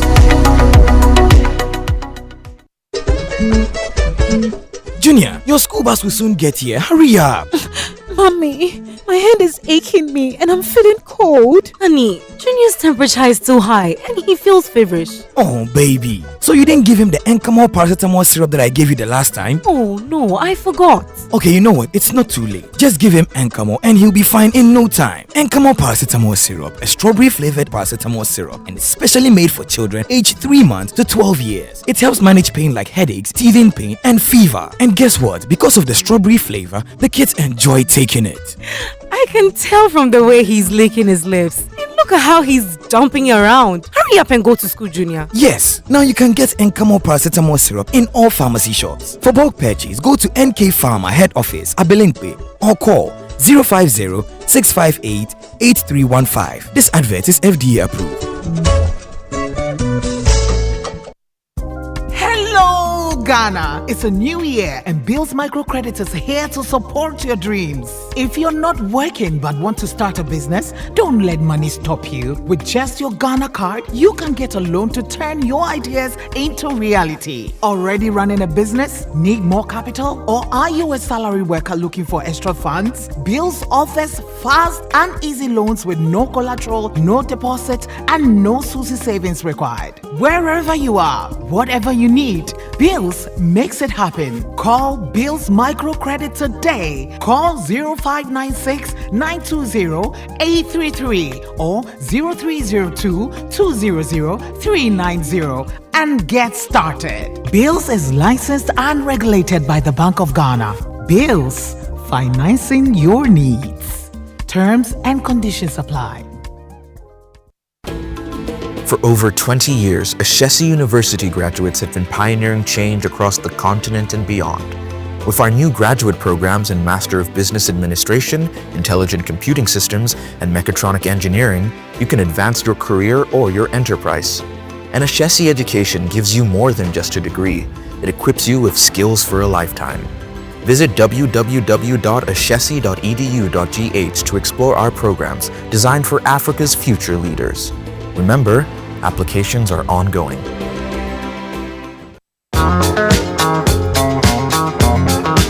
Coffee in your cup and joy on the set. The Super Morning Show is always the best bet on Joy 99.7 FM. You can tell by the way I use my walk, I'm a woman's man. No time to talk. Music loud, women walk, being kicked around since I was born. Never tolerant, I'm okay. And you may look the other way, but we can try to understand. The New York Times are made no man. Whether you're a brother or whether you're a mother, you're staying alive, staying alive. Feel the city breaking and everybody shaking. What must we do to stay alive? What must we do to ensure that we avoid unnecessary deaths in this country?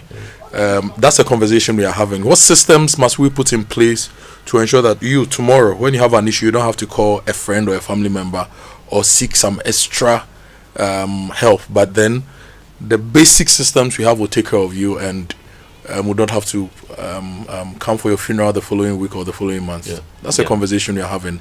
Our guest in the studio is Reginald Sechi Brown, chairperson, Early Career Pharmaceutical Group of the Pharmaceutical Society of Ghana. He's a pharmacist and he's an activist.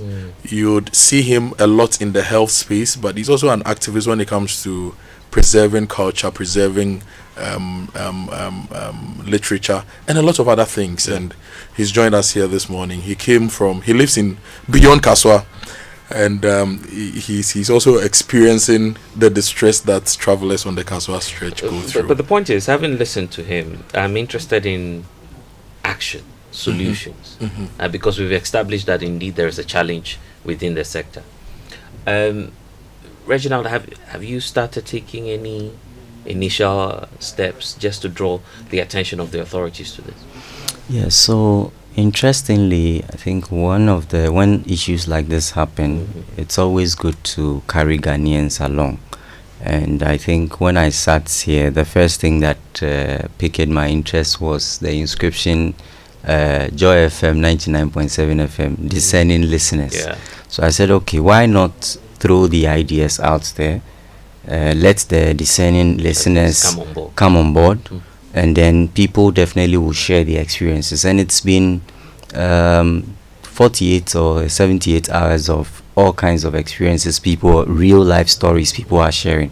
So for me, that has been the first critical initiative. I know that surprisingly or interestingly, leaders have a very interesting response to issues. If you should say anything negative about them, you'll be amazed. Sometimes you even get calls that, hey, you said so and so on a so and so platform, which means they read everything we write.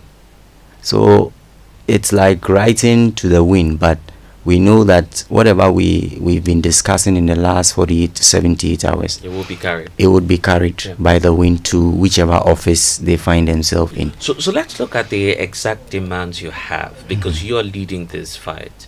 You personally do have an idea of where we should be getting to in terms of the remedial measures.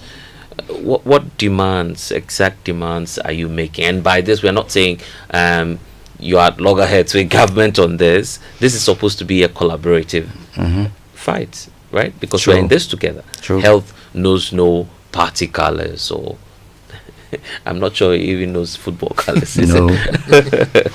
So what idea do you have in terms of how we can redress this and where we need to get to as a country? Yeah, so first off, in fact, when there was a change in government, some of us started advocating that the government should deliberately take steps to offer incisive State of the Nation address. Usually when you say State of the Nation, we look at it from the presidential perspective. He giving an account of what he has been inherited. But this time around, some of us were advocating for a different approach, where critical sectors like health, education would be isolated. So the minister should be able to give us a state of the health landscape in Ghana, where we can do a SWOT analysis. What currently exists, what is deficient, what can be done, and within which timelines can we resolve these issues. That's the first thing.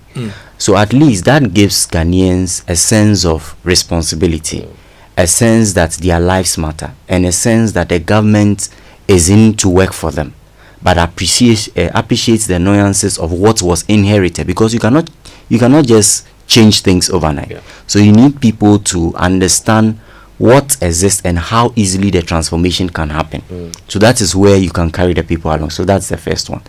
The second one is exploring the possibility of introducing a national equipment drive. National health equipment drive, exactly. So the likes of Honorable Samuel Okujeto Ablakwa have been able to do that, even when, as MPs, mobilizing individuals to donate these equipments, sometimes people from Europe and all that. And some hospitals at some point in time are able to get some of such benevolent equipment, so to speak. So at the national level, I think that just as we were able to marshal all our arsenals to say we wanted to build a cathedral. And I like the saying, cathedral no yebesi. So I think that we can use a similar verb or a similar catalyst to say that, look, this is something we want to do.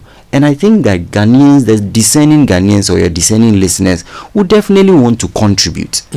This is something that would affect all of us. So, number one, you want us to do carry out an analysis of the healthcare sector and present the right picture of the sector. Exactly. You know, previously, Ghana Health Service used to publish publicly the Ghana Health Facts and Figures on their website. Precisely. Over the past 3-4 years, I've not seen anything like that on their website. So you get to go there and you see what is killing us, what diseases people are reporting to hospitals, with the number of hospitals we have, the various hospitals and the human resource. But these days, it's not there. So one, you want us to tell ourselves the truth about the state of our healthcare sector. Precisely. And it should be at the highest level. So the minister, the president must present that regularly to us as a people. Precisely. And about number two, after that, we need to carry out a national health equipment mobilization drive. Precisely. So from your CHIPS compound to your clinic to your municipal district hospital to your regional hospital to your teaching hospitals, we need to do a full assessment to see the equipment they need. And then we target these hospitals and carry out that drive to resource them. Precisely. Okay. Yes. Then also the intervention, the question about the cath labs. We obviously, once it's only Accra that has all these facilities, we need to reach out beyond Accra. Of course, it will cost us money. We are still negotiating with IMF. I just saw a picture, I think last night, of Atufosen indicating that we have some about $310 million coming in, right? Even though we spent almost 370. Yeah. We spent almost 58 million digging a hole in the heart of Accra. We could have don't want to let the cathedral go. No. One set of that amount. You know, we could have done something with that money. You know, so we can set up cath labs in the northern region, at least one in Tamale to serve the northern enclave, the whole area as well.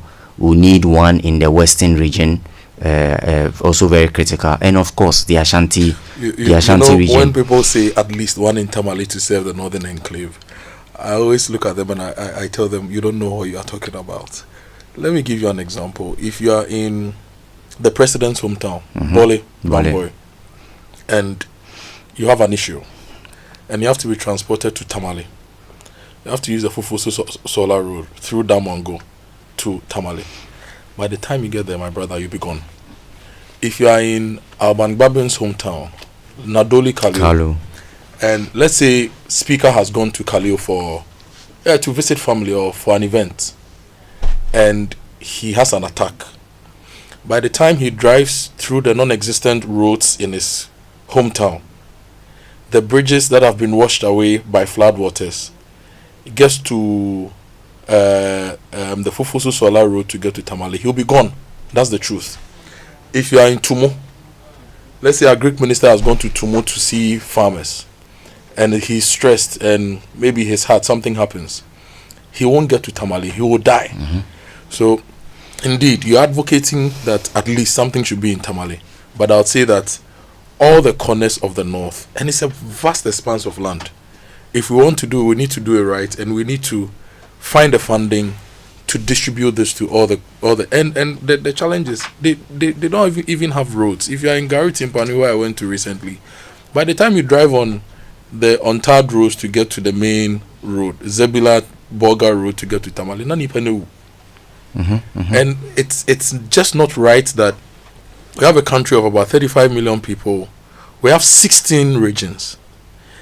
Greater Accra region has about 6 million of the 35, or let's say 7 million. So practically you have over 25 million people in the country who have no access to a cath lab, but to travel over 5, 6, 7 hours to get here. It is just not right. It's actually criminal that we have administrators in the healthcare sector, we have ministers, we have people who spend, and this is the situation. So yes, we need it in Tamale, but I also need it in Nadoli Kalio, we need it in Tumu, We need it in Wa. We need it in Hamili. We need it in Wale. We need it in Savulugu. We need it in all the places. So that's your third ask, right? Yes. I'm back to you. Please carry on. Yes, and then the radical idea of saying that we should recalibrate our priorities when it comes to the Agenda 111. I know it's a very dicey project, and it's at the heart of a lot of controversy. So when you mention that you're not careful, you'll be dancing around so many issues. But the fundamental point is that before the MPP left, there was a report to the IMF, and there was even an alignment that the project should be stretched all the way to 2027. So this is not even Reginald saying it. It's in the IMF document. So we can, for those projects, let's say, which are between, say, 80 to 80 let's say 80 and above % nearing completion, we can prioritize those institutions and then help complete them within these 2 years, at least, so that those critical nodal areas in the countries who need these facilities would also benefit at minimum. So we are not jettisoning the project in its entirety. Then we can now prioritize the other already existing facilities that require the equipment, so that we do not only go and donate equipment when the person is already dead. We can preserve life and act proactively. I think that has been something we've not done strongly. We always are reactive. It's when somebody dies that we make noise and then that's it. But if we prioritize, we can decide to say, okay, 20% of the Agenda 111 are in very critical areas, we can finish. Then the already existing institutions, hospitals, health centers, chiefs compounds, hospitals and all that, we can resource them properly. So at least we are running the health system at full capacity. I always say that when you go out there and there's a hospital, you see the structure. That is just what it is, a structure. There has to be human resource. So that's where you need to recruit pharmacists, you need to recruit nurses, you need to recruit the allied workers and all that. And that comes to my last point. We find ourselves in a system where for 5 years and counting. In fact, I was just telling my senior brother here that the last time I was in Joy Studio was as a result of young pharmacists who had not been paid by the government. That issue was with one batch of young pharmacists, and then another batch came because government said there was no financial clearance.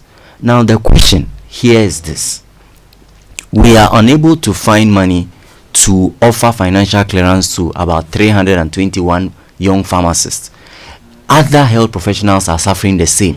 The allied health, the nurses and all that. But the question is this: we are able to allow people to steal all kinds of monies. On my way here, I was just reading one of the news items where the deputy AG, I think, was saying that one of the people in the NSS scandal is willing to return about almost 500 to 600 million Ghana cedi. Jesus Christ. How can one individual be allowed to siphon such amount of money, and the same country turns around and says that it cannot find money? And the money we needed to be able to pay these young pharmacists was about almost 17 million Ghana cedis. I mean, that is a criminal way of national system administration, So the fact that in the last 5 years the Ghana Health Service system has not recruited any pharmacists in the last 5 years. And every year, how many pharmacists graduate from our various institutions? At minimum, we have almost 700 pharmacists coming out every year from KNUST, UHAS, Legon, Central, UCC, yes, UDS, Entrance. Even we now have a private one, Entrance, also coming out. So you mean about 3,500 pharmacists who graduated within the last 5 years have not been engaged by the public sector? Absolutely. Is the private sector able to absorb these pharmacists? The private sector is expanding. But you see, Kojo, there's a limit. There's a limit to what the private sector can do.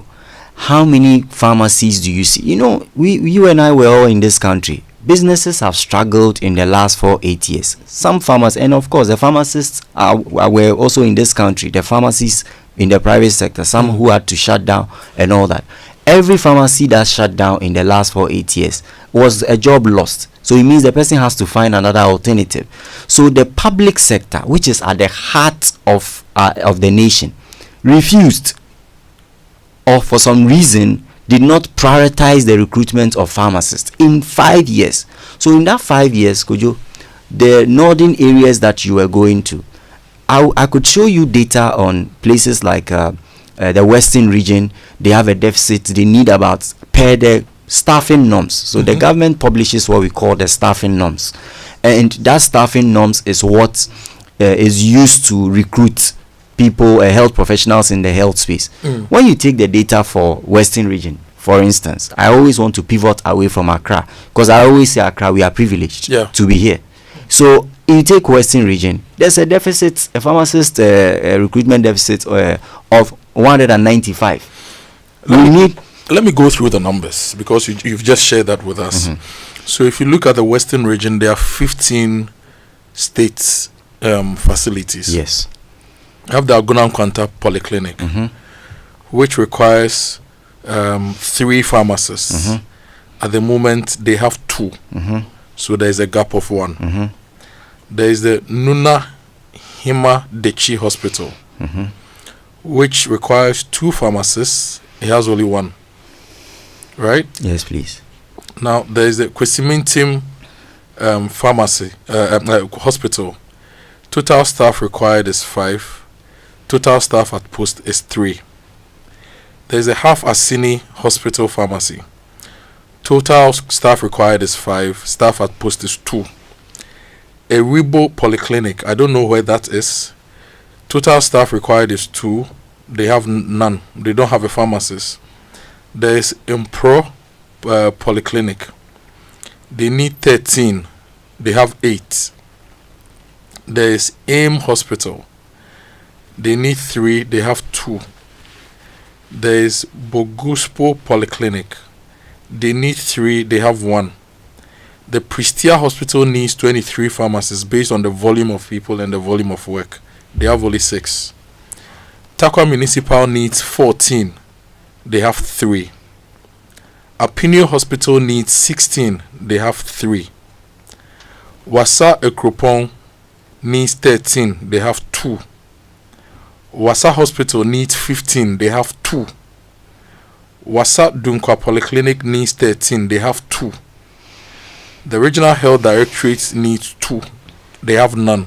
So, they need about 269 pharmacists to run healthcare related issues when it comes to the pharmaceuticals in our public hospitals in the Western region.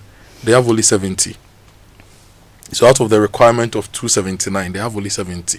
Exactly. A gap of 195. And you say we graduate about 700 pharmacists every year in this country. Yeah. And for the past 5 years, the state has not employed pharmacists. Yeah. What is wrong with us? So Kojo, that is a question that I know we have a relatively new minister.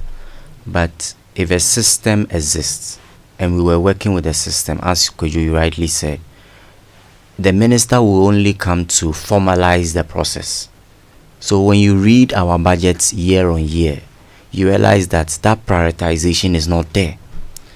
Pharmacists are the very ones who would not only provide you with pharmaceutical care.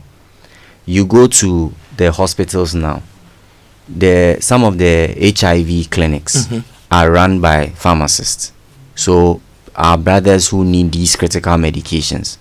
Asthma clinics is not just about the diagnosis. At the end of the day, somebody has to make sure adherence. You are, whatever you said, whatever medications you were given, you are taking it the right way. There's this funny video on TikTok where a patient was asked, she was complaining about her asthmatic condition, and then was asked to display how she was using her inhaler.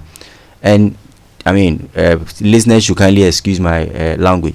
The patient said, "Do you think I'm an idiot?" And the doctor said, the health professional said, "You know what? Can you display how to use it?" The patient took the inhaler and then pumped it, one puff to the left ear, one puff to the right ear. That was obviously not where how you use it. So in situations like that, right, if you have a clinic where the pharmacist was assisting with the adherence counseling, that patient, after being diagnosed, would have been taught how to use it. That is where the pharmacist will come in. If you go to a dispensing technician, exactly. So we don't have the pharmacist, but at least we do have the dispensing technicians, right? You see, so last week we even realized that the health centers which would require the dispensing technicians, there's a deficit of 4,000 plus dispensing technicians at the health center level. 4,000. These are all support staff that we work with. 4,000 plus. So it's sometimes it becomes a very difficult conversation. The Ghanaian patient is being shortchanged.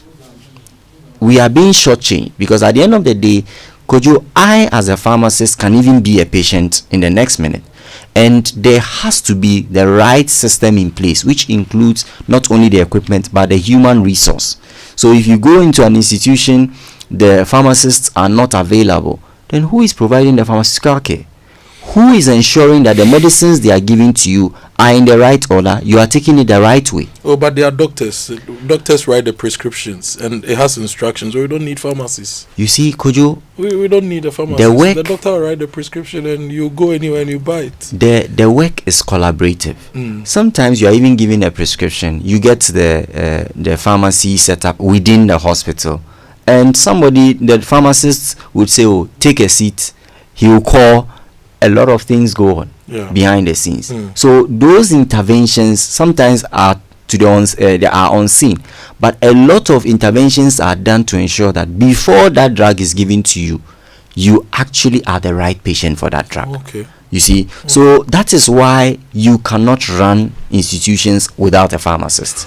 What's the next step after this petition? You've put out a public petition. You are asking all Ghanaians to sign this petition. You're asking the government to look at these 5 areas. I've driven across the country. At the moment, I don't know any corner of Ghana I've not been to. I've not seen a single agenda 111 working. So your suggestion is that let's pause. Those that are 90% and over complete, let's complete them and put them to use. Those that below say 50%, let's hold on. Let's rather use the funding to resource existing hospitals. So if I can give you an example, in the Bay area, Afajato South, there's one being built.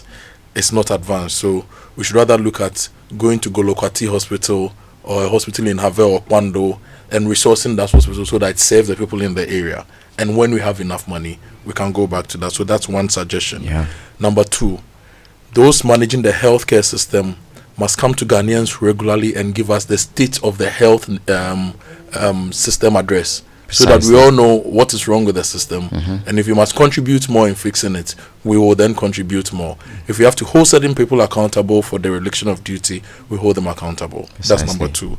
Number 3, you want us to go on a national health equipment mobilization drive so that we get AEDs for our various hospitals and facilities. We get cath labs for all those, and it's just not right that it's only Greater Accra that has a cath lab. So that is your 3rd point. Your 4th point is that we should employ the human resources that we need, and importantly employ pharmacists, because over the past 5 years we've not employed any pharmacists. Precisely. But I hope we're employing doctors and the nurses and the other groups. So you see, Kojo, even though I'm here speaking strongly that the government should pay particular attention to the neglect of the recruitment of pharmacists, I think that the overarching call is that the government developed the staffing norms. We are only asking the government to follow the rules, its own rules. It's like Parliament sets its standing orders or rules. At the end of the day, it cannot go around them. It must work within the confines of the very rules that is set. So if you set the staffing norms and say that hospitals need this number of health professionals, which includes pharmacists, we are only asking that you do that. That's all we are asking. Okay. Just do what you promised to do per what was agreed upon. At least that way, we know that there will be an equitable way of addressing the health challenges in the system. And in equity, you want us to set up at least 4 regional cath labs within 12 months. Precisely. From now till next year, yes, we should set up 12 regional cath labs. How much would one cost us on average? At minimum, back of the envelope calculation. At minimum, we are looking at some $5 million, and this is not much. $5 million for one. Yes, at minimum. $5 million yes. for and one. It's not much. Looking at what people steal in this country, it's not much. We can set up even 10 if we want to, but at least we want to be conservative in a sense that we know the government is also trying to balance and meet the demands of other sectors. I think last night the government was saying they were going to start paying road contractors. And you were happy because your Kaswa road will be fixed. Of course. I mean, you have to drive to work with some joy. Yeah. And that's why, if, for instance, I had the opportunity to join the people in Sahom to go on that demonstration, I would. Because I may not be living in that enclave, but it affects me directly. Because at the end of the day, every life lost is a Ghanaian life, and every life is equally important.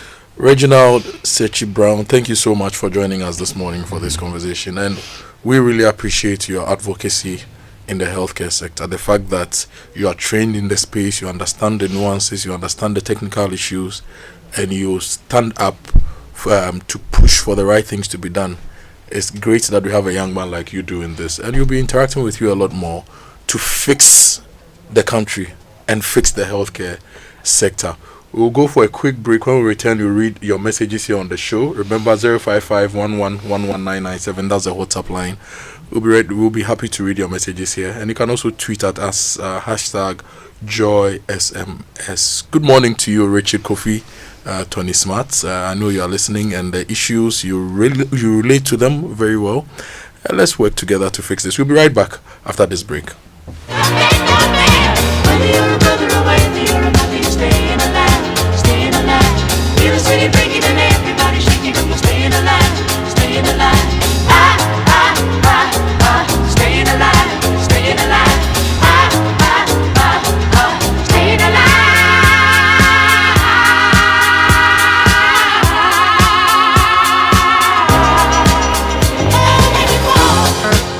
When I wake up in the morning, I brush my teeth with Kale Charcoal toothpaste. This gives me confidence all day. Anytime you meet Amma, don't be surprised I smile showing my beautiful white teeth because I don't have cavity thanks to Kale Charcoal toothpaste for its natural charcoal properties. In fact, we are like twins. I can't go without my Kale Charcoal toothpaste. That be why I dey use Kale Charcoal toothpaste morning and night when I dey go bed safe. It dey make my teeth white when it dey comot every scent from my mouth inside. My confidence level they go up, so I dey show my 32 teeth all.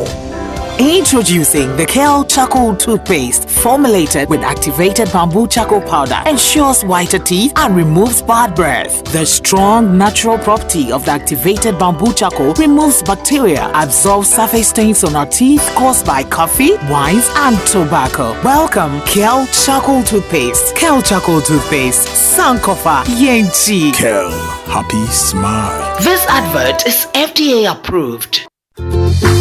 Welcome to Spintex Plaza, where living and working blend seamlessly. Spintex Plaza, the place to be.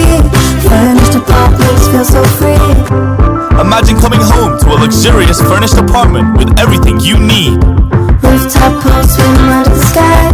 Rooftop bar where the good times fly. Rooftop gym, get fit and strong. Spintex Plaza, you can't go wrong. Spintex Plaza, your home, your work, your lifestyle.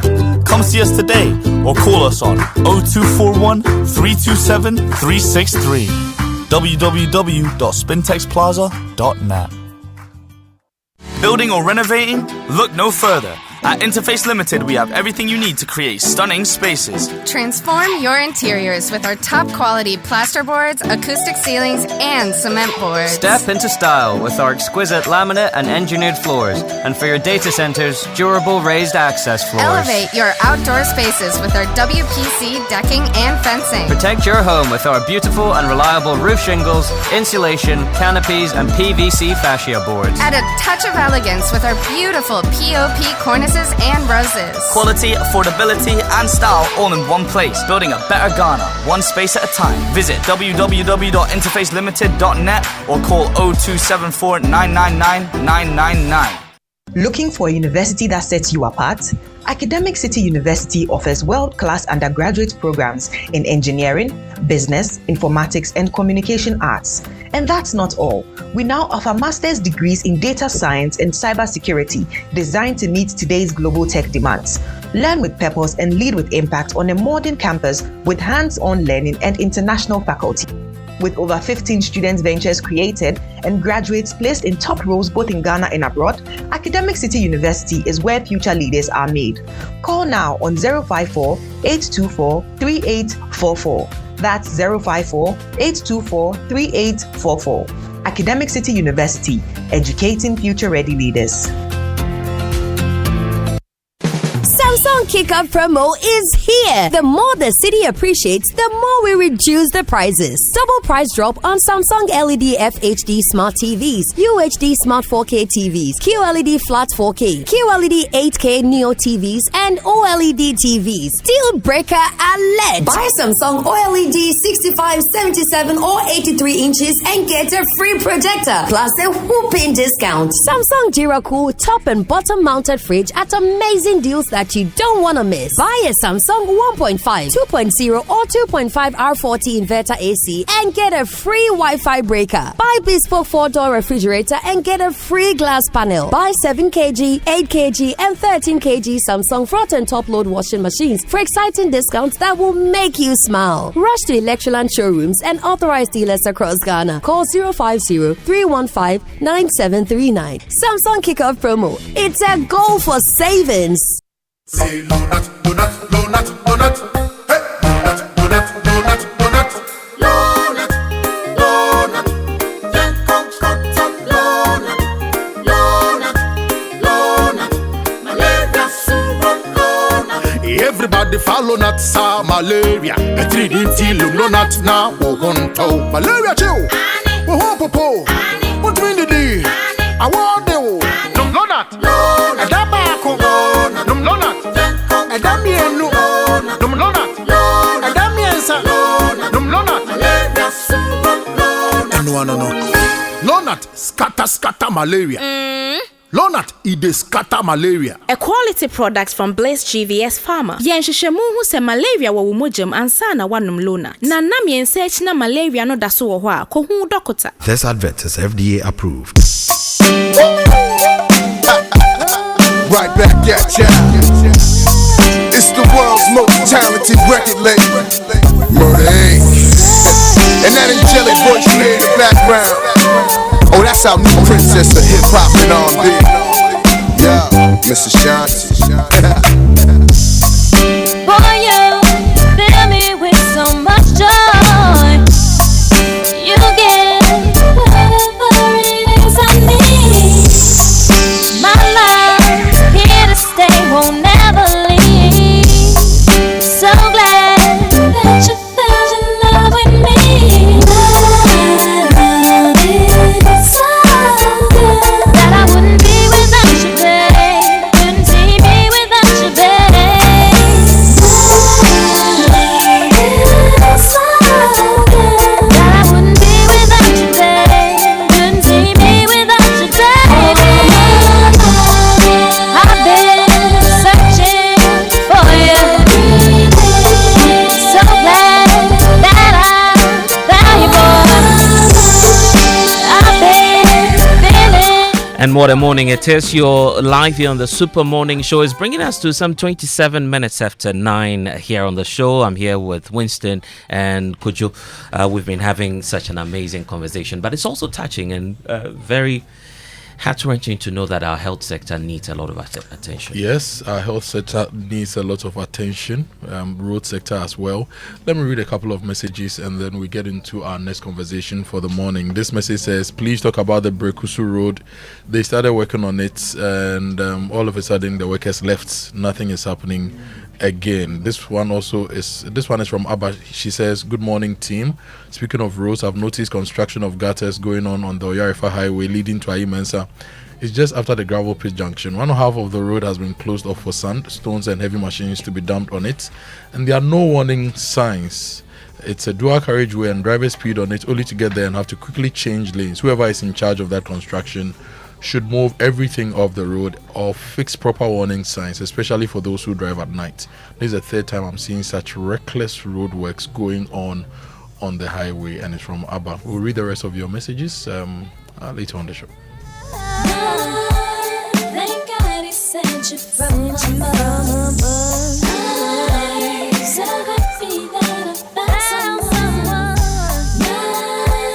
Thank God he sent you. And of course, we're still expecting you to send much more of those messages to us. It's 055 111197. That's the number on which you can join us here on the Super Morning Show by sending us your text messages and what you also think about the health sector, what we need to be fix about it, and what we need to do to improve it. And we're happy that so many young people are joining that conversation, including Richard. But I'm super excited that we're equally looking at the potential solution through academia or education, and that's where Academic City University comes through. And I'm excited to have friends and a lovely woman who's joining us this morning to talk about the school, the alumni, and how they are powering so many more young people to go into the sector and to influence it.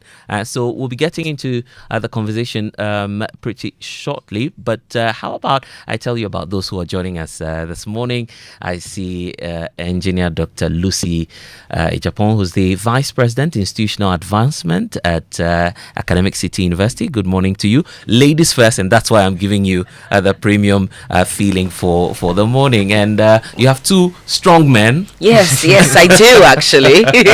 Who are supporting you as well. So let's say hello to Kojo Akoto, who is an alumni of Academic City. Obviously, he did the artificial intelligence course, and I'm intimidated already because when you talk about AI, I have very little to say about it. But we'll get to learn a bit more about how exciting it was in terms of your time there, and also Yao Sudi. Yasudi is also one of the alumni of the school. He did robotics and engineering combined. And so when you hear of all of these things, then you begin to ask, what's going on here? Let's get a feel of the school, because very often we hear about Academic City, we see all the nice students, the arts and all of that, but we don't know about the experience, right? Yes. So I would want to start off with the AI man, because you've experienced it all at Academic City. Yeah. Tell us about a bit about yourself, first of all. Yeah. Your program, obviously it's in AI, but what inspired you to do that, first of all? Okay, yeah. So my name is Kojo Akiligo. Recently graduated from Academic City University. So I did AI, and initially I had this passion, for technology, for computers. I think that's where the initial drive came from. Then the curiosity on how these technologies solve problems was what pushed me. To be frank, the first time I came across the term machine learning and AI, I was a bit confused, to be very honest. I didn't know what it was about. But then I was curious. It piqued my curiosity and I wanted to know more about it. I was online. I realized Academic City was offering the course, and I was like, maybe this is divine, so let me just apply for it. So I went for it, and the journey was good. It was very interesting, and I'm grateful for the opportunity I had in learning AI. Yeah, is that the same experience for you? Yes. Thank you for the opportunity to be here. My name is Levi Yao Sudi. Yes, and I study robotics engineering. Robotics engineering, it all started when I was growing up, right? You used to watch these movies, you see flying cars, Iron Man, all those things. So it caught my interest. I was like, I want to do something in tech, right?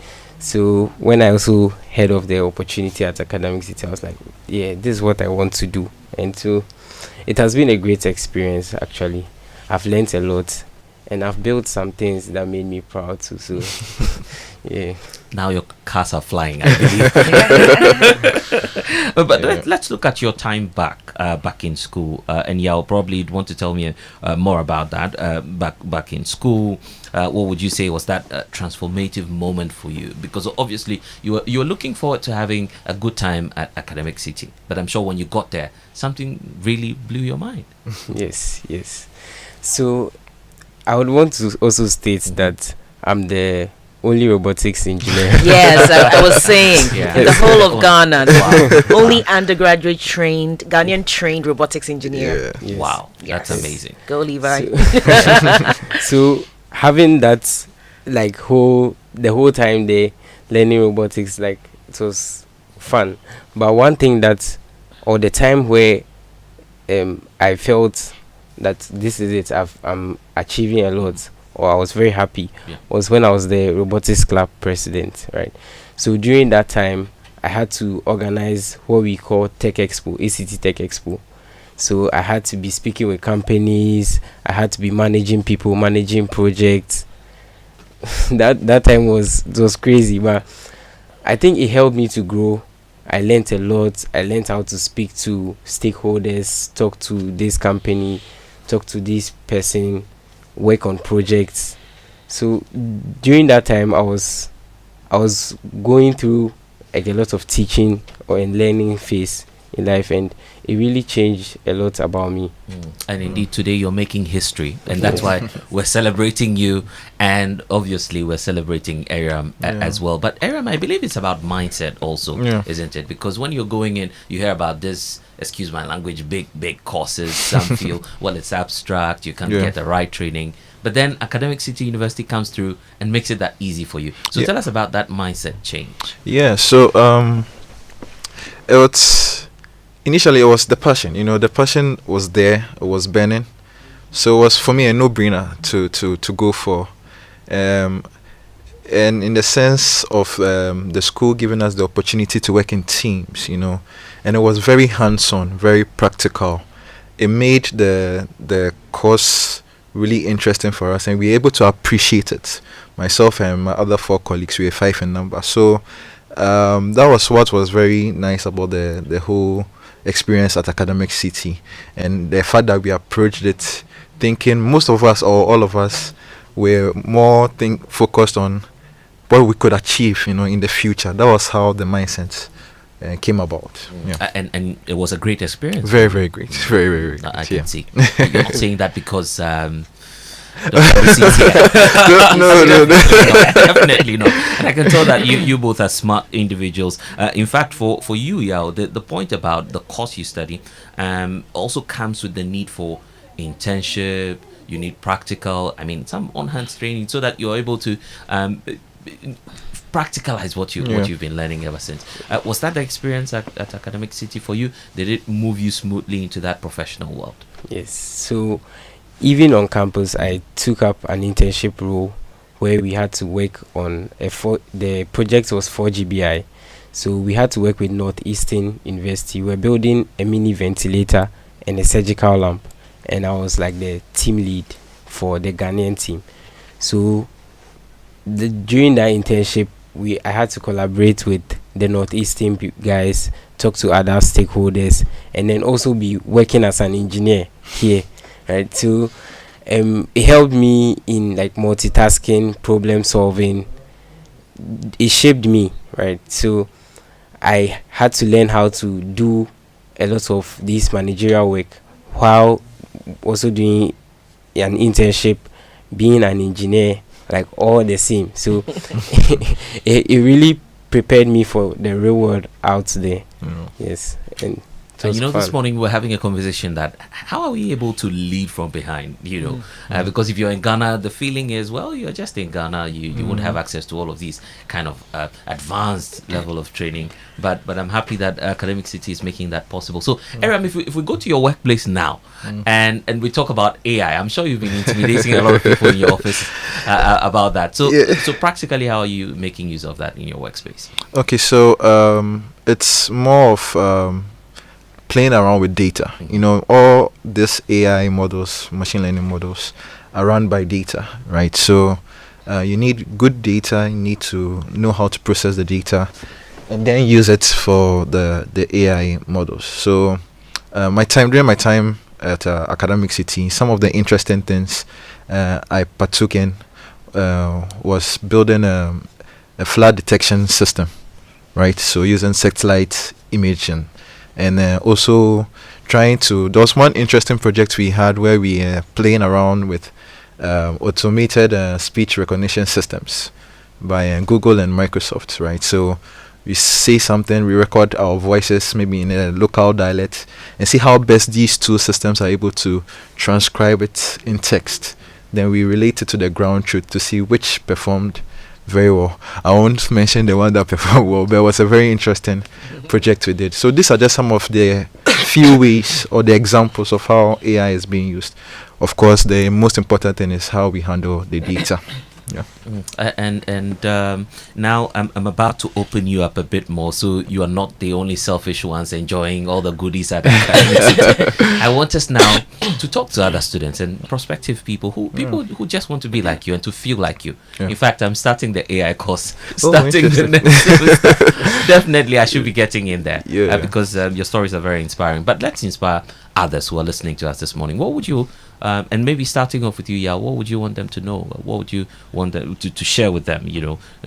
Those who are high school graduates, those who are just looking on and hoping that one day they'll become a robotics engineer like you. Okay, I would say when the opportunity comes, they should grab it, because it's been a great opportunity for me.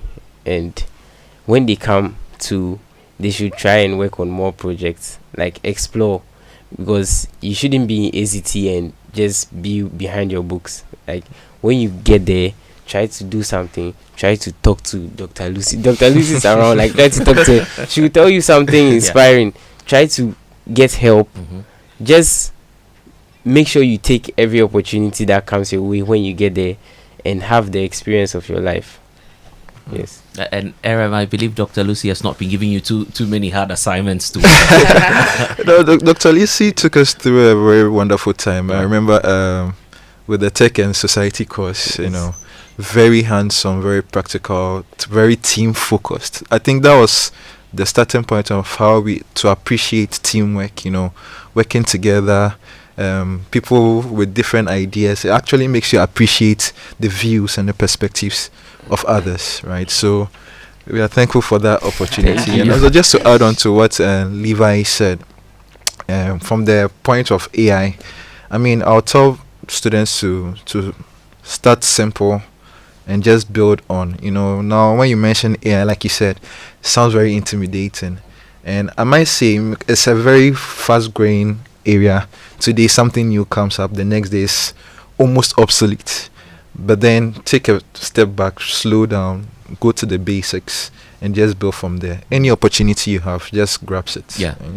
Aram, you should see the joy on the face of Dr. Lucy. It's just not a joy of a lecturer, it's a joy of a mother as well, seeing all of you excel. And that's what you get actually at Academic City University. And I must say that we're not just talking about any kind of university. This is a university that just last year graduated your very first class since receiving the presidential charter. Yes. Congratulations to you, Dr. Thank you so much. You should be excited about this one. We are so excited. And both Levi and Aram are the ones going out there with the Academic City certificate. So 4 years ago, we launched, and we're the first in Sub-Saharan Africa to launch an undergraduate in artificial intelligence, undergraduate in robotics. And these are our first students from 4 years ago who graduated this year. And you're already with Instroma. Aram is doing amazing things as well. So it's been super exciting. And I will be joining soon. So you should be looking for definitely. But let's talk about what's unique about the graduates Yes. now at Academic City University? So I think you've heard them, because Academic City, the way we teach them is to make them hands-on and practical. So it's not just about the theory, but more importantly, how you're fusing what you've learned in the classroom and actually using it to solve problems. So right from the get-go, when you come to Academic City and you land, within the first week, we're already talking about application of things that you know, or even application of things you've never even heard of before. So the Academic City graduate is a very hands-on, multi-skilled individual. We're teaching you project management. They all did project management. We're teaching you how to build from scratch. They all did intro to you did intro to engineering, you did design, they did in artificial intelligence, emerging technologies, and building from the word get-go. Then we also give you those soft skills as well. They all did professional ethics. If you find yourself in the world of work, how do you behave? And particularly for AI, ethics in AI. What does that mean? What are the responsibilities that comes with creating a tool that can evolve by itself? So the Academic City graduate is a well-rounder, but is new innovative technologies, new innovative kind of like mindset that is applied on a day-to-day basis. But we're looking towards the future to make sure that these ones are the ones who are going to change the narrative for Ghana. And the future, I say, is exciting, but very often when people hear about AI, as you're saying, and robotics, we feel it's far-fetched, but it's closer to us, isn't it? It's not far-fetched at all. And I'm one of those that, don't call me doomsday prophecy, but if your job is mundane, repetitive, it's going. So we need to all upgrade ourselves. If you look like the likes of AURAM is at the back end, the people who are programming AI. But if you don't have that skill set, you still need to be aware of those technologies and say, how do I use that to enhance my work? So, I mean, we do webinars, sessions, even on Academic City. We're going to be rolling out some short courses so that people can get skills within that, because the world is changing. And if we truly want Ghana to industrialize, robotics is what we need as well. And in a nutshell, this is the message. They are educating future-ready leaders. That's right what on the Academic money. City right on the money. Doing for you. Yes. And now you're officially chartered. Let's wrap up. What's next for Academic City University? Academic City, we pride ourselves in doing something different that nobody's done before. So we're looking at new and innovative tech courses coming up. Watch out for things like UAV, unmanned air vehicles. Watch out for electric vehicles. Watch out for nuclear and other very interesting projects. We now run a master's as well. So we do a master's in cybersecurity and forensics.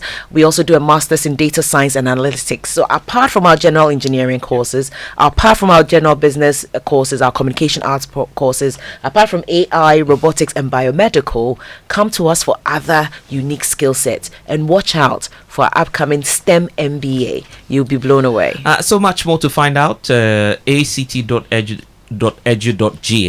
that's the website to visit, and then you can call 026 269 3870 for more information. And thanks to our friends from Academic City University, and we have a deal, Aram and Yao. You know something? If Dr. Lucy gives me the next assignment, you guys will fantastic. I'm grateful. Thank you for joining us this Thank morning. you. You're listening to the Super Morning Show. It's bringing us to 46 after 9. We'll be back shortly.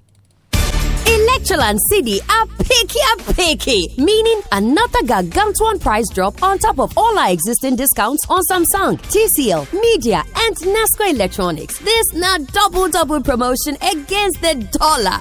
Sosket! The minute the city appreciates with even a single digit, we continue to reduce prices. If the dollar drops today, we will reduce again today. Rush to our showrooms and authorized resellers across Ghana and pick your picky appliances now. Call 050-315-9739 for further information. Electroland, home of luxury and affordable appliances. FPAC is effective for headaches and relieves the symptoms of flu, colds, and catarrh. FPAC blows away the pain associated with sore throats. During and after a hard day's work, FPAC relieves you of body pains. After the day's sports workout, FPAC helps the body to control the aching muscles. FPAC is effective against feverishness. FPAC reduces body temperature associated with malaria and other fevers. FPAC is effective against rheumatic pains. You can find FPAC in all pharmacy and chemical select shops throughout the country. FPAC is not recommended for children less than 16 years of age, ulcer and asthmatic patients, pregnant and lactating mothers. If symptoms persist for more than 2 days, consult your doctor.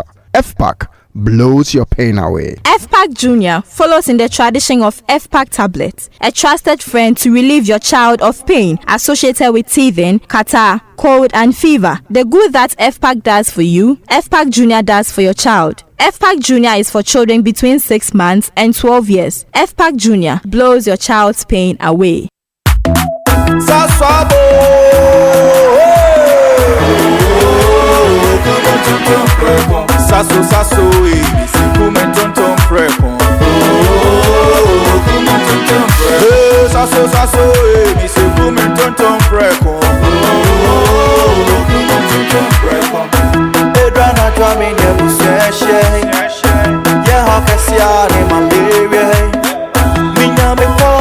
Sasso, every mosquito study run away.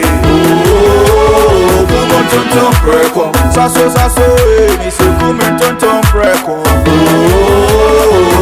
Tonton preko, sasso, kum tonton preko. Nani shamne die, demo stronko. This advert is FDA approved.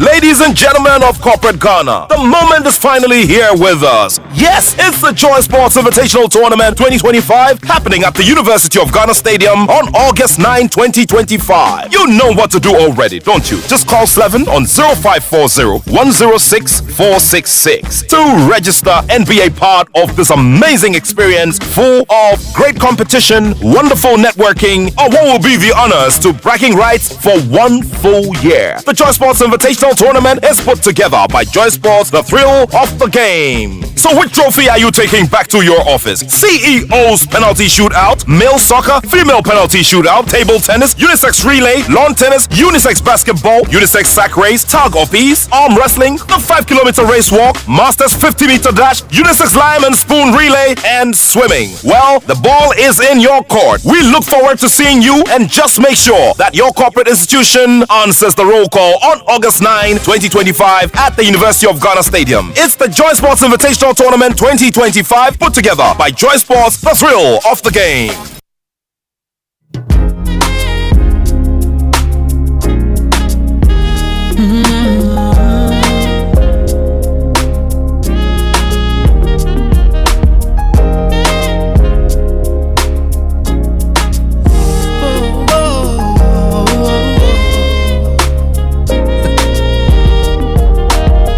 Could've given you everything that you need, but I cannot turn back the years.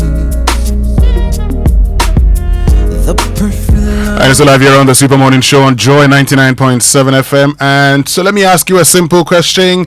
Are you ready to see more and feel more of Dubai right here in Ghana? From the 7th to the 13th of July, okay, it's Dubai Week at Adansi Travels. Step into the Adansi Travel House at East Legon and enjoy a fully immersive Dubai experience, from virtual reality tours of Dubai, 360-degree photo moments, to giveaways and exclusive booking perks.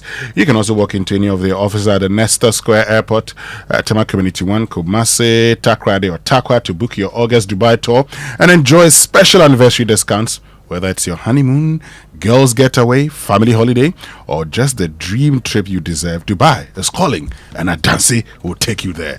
Dubai Week at Adansi. See more, feel more of Dubai. Dubai is calling. Adansi will take us there. I know the Minister of Roads and Highways is speaking. He says there's an existing debt of 21 billion. Yeah. And that we've also contracted about 100 billion Ghana cedis worth of road projects. So as the Minister of Finance said, they are auditing the debt and all those things. And we'll bring more to listeners in the news and also tomorrow here on the show. But if you are looking for a smarter and more convenient way to stay connected, it's time to live seamlessly with MTN's eSIM. Now you can... now you don't have to carry multiple phones because with the MTN eSIM you can have multiple numbers linked to just one smartphone. So dial *#06# to check your phone's eligibility, download my MTN app or visit the MTN website to request for your eSIM. You can also visit any of their service centers nationwide to get easy hands-on assistance. Go seamless with MTN eSIM for convenience and seamless connectivity. So, what are you doing today? Yeah, Kojo, it appears everyone is going online now because Kingdom Books and Stationery Limited, your number one supplier of quality office essentials, equipment, and also furniture at affordable prices, is now introducing an online store for your shopping convenience. So this means that you can now simply log on to kingdomstoreonline.com without physically coming to any of the branches near you. It's hassle-free. They'll arrange delivery to your homes and offices within a reasonable time. And what they're doing as well is to offer delivery within Accra and Tema, and they accept payment via Momo across all networks. So terms and conditions to apply at Kingdom. Quality and affordability is at the hallmark. So Ghana, get ready. Something big is coming. The African Institute for Mathematical Science, AIMS Ghana, is bringing the world to Accra for the AIMS Quantum Science and Technology Education Global Event. It's happening from the 8th to the 11th of July 2025. Activities include Africa's first ever quantum hackathon, the Quantathon, and exclusive quantum education workshops. On Friday, 11 July 2025 at 2 p.m., AIMS Ghana will host the world-renowned quantum scientist Professor Jonathan Oppenheim for a free public lecture at the City Conference Center, University of Ghana, Legon. Call 0243-317-275 today to partner or to book your seat for the public lecture. The AIMS Quantum Science and Technology Education Global Event is proudly brought to you by AIMS Ghana and Quantum Leap Africa in partnership with the Open Quantum Institute, Google, the Ministry of Environment, Science and Technology, and the Ministry of Education. Okay, so just about 5 minutes to 10, guys. Yes, and, we're wrapping up. Yes, we're wrapping up, but of course, tomorrow we'll be talking about our roads. We're not giving up. Fortunately, we have the situation at the National Theatre fixed, which means we can focus on other roads that need fixing. And so, yes, you're making a point, Kojo. Yes, and on other roads, Minya, there are some messages here, so let me just read them. We didn't exhaust all our messages. Jones Adoboy in La says, good morning. I said V Golokwati to Hohoi Road is a national security threat, but when I drove through Ashaiman yesterday, it was bad enough. No, bad enough is an understatement, and it needs to be fixed. This one says, Kojo, this is to alert you that I heard the president make reference to the Insawam Road with respect to directing the finance minister to release money to contractors this very month so they can return to site. He even made mention of the threats by people in the community to go on demonstration due to the bad nature of the road. Good show, guys. Winston, please, the Swedro Winneba Road is incompleted. It's still as it used to be. Okay. This is from M.O. Benjamin in Agona Nyakrum. Okay, so I used it in February this year, and that's what I was talking about. Okay, so that's the problem. John says, yesterday I missed a special birthday party because of traffic. Just from Elwak to Dawenya back to Osu took me 5 hours. So much traffic. Poor planning. Alfred Mensah says, good morning, guys. It's just disheartening and disappointing. Just do a quick check on roads constructed between the years 1990 to 2005 and those from 2006 to 2025 June. Sad situation. No one seems to care, and seriously, this is not just about rhetorics and ranting, but we need actionable measures that assure durability and sustainability of our roads. The question is, what has changed? And this one is from Kwesi. He says, Winston, please kindly tell Kojo, anytime he's talking about roads, he should never forget about the Oyibi to Ebri Road. The Oyibi to Ebri Road. Yes, that road from the that road too needs to be so Oyibi to Jamaica, so to Ebri is a good connection between Greater Accra region and the Eastern region. Yeah. Yes, and he's drawing our attention to it. This one says the traffic at TT Brothers is because a short stretch is not more trouble, so people have to take their time to drive slowly. And Alfred is also talking about healthcare, that he's so sad this morning that our healthcare is in this state, and he's asking what happens to those of us who don't have friends in the system. Well, you will die, because those who have friends and colleagues in the system are even dying. Sadly, Kojo. But of course, that brings us to the end of today's edition of the Super Morning Show on Joy 99.7 FM. Thank you so much for being part of us. On behalf of the team led by Sami Odame, my name is Winston Amoah. My name is Kojo, Akoto Boateng. And I am Blessed Sogah. DJ Obete is also here.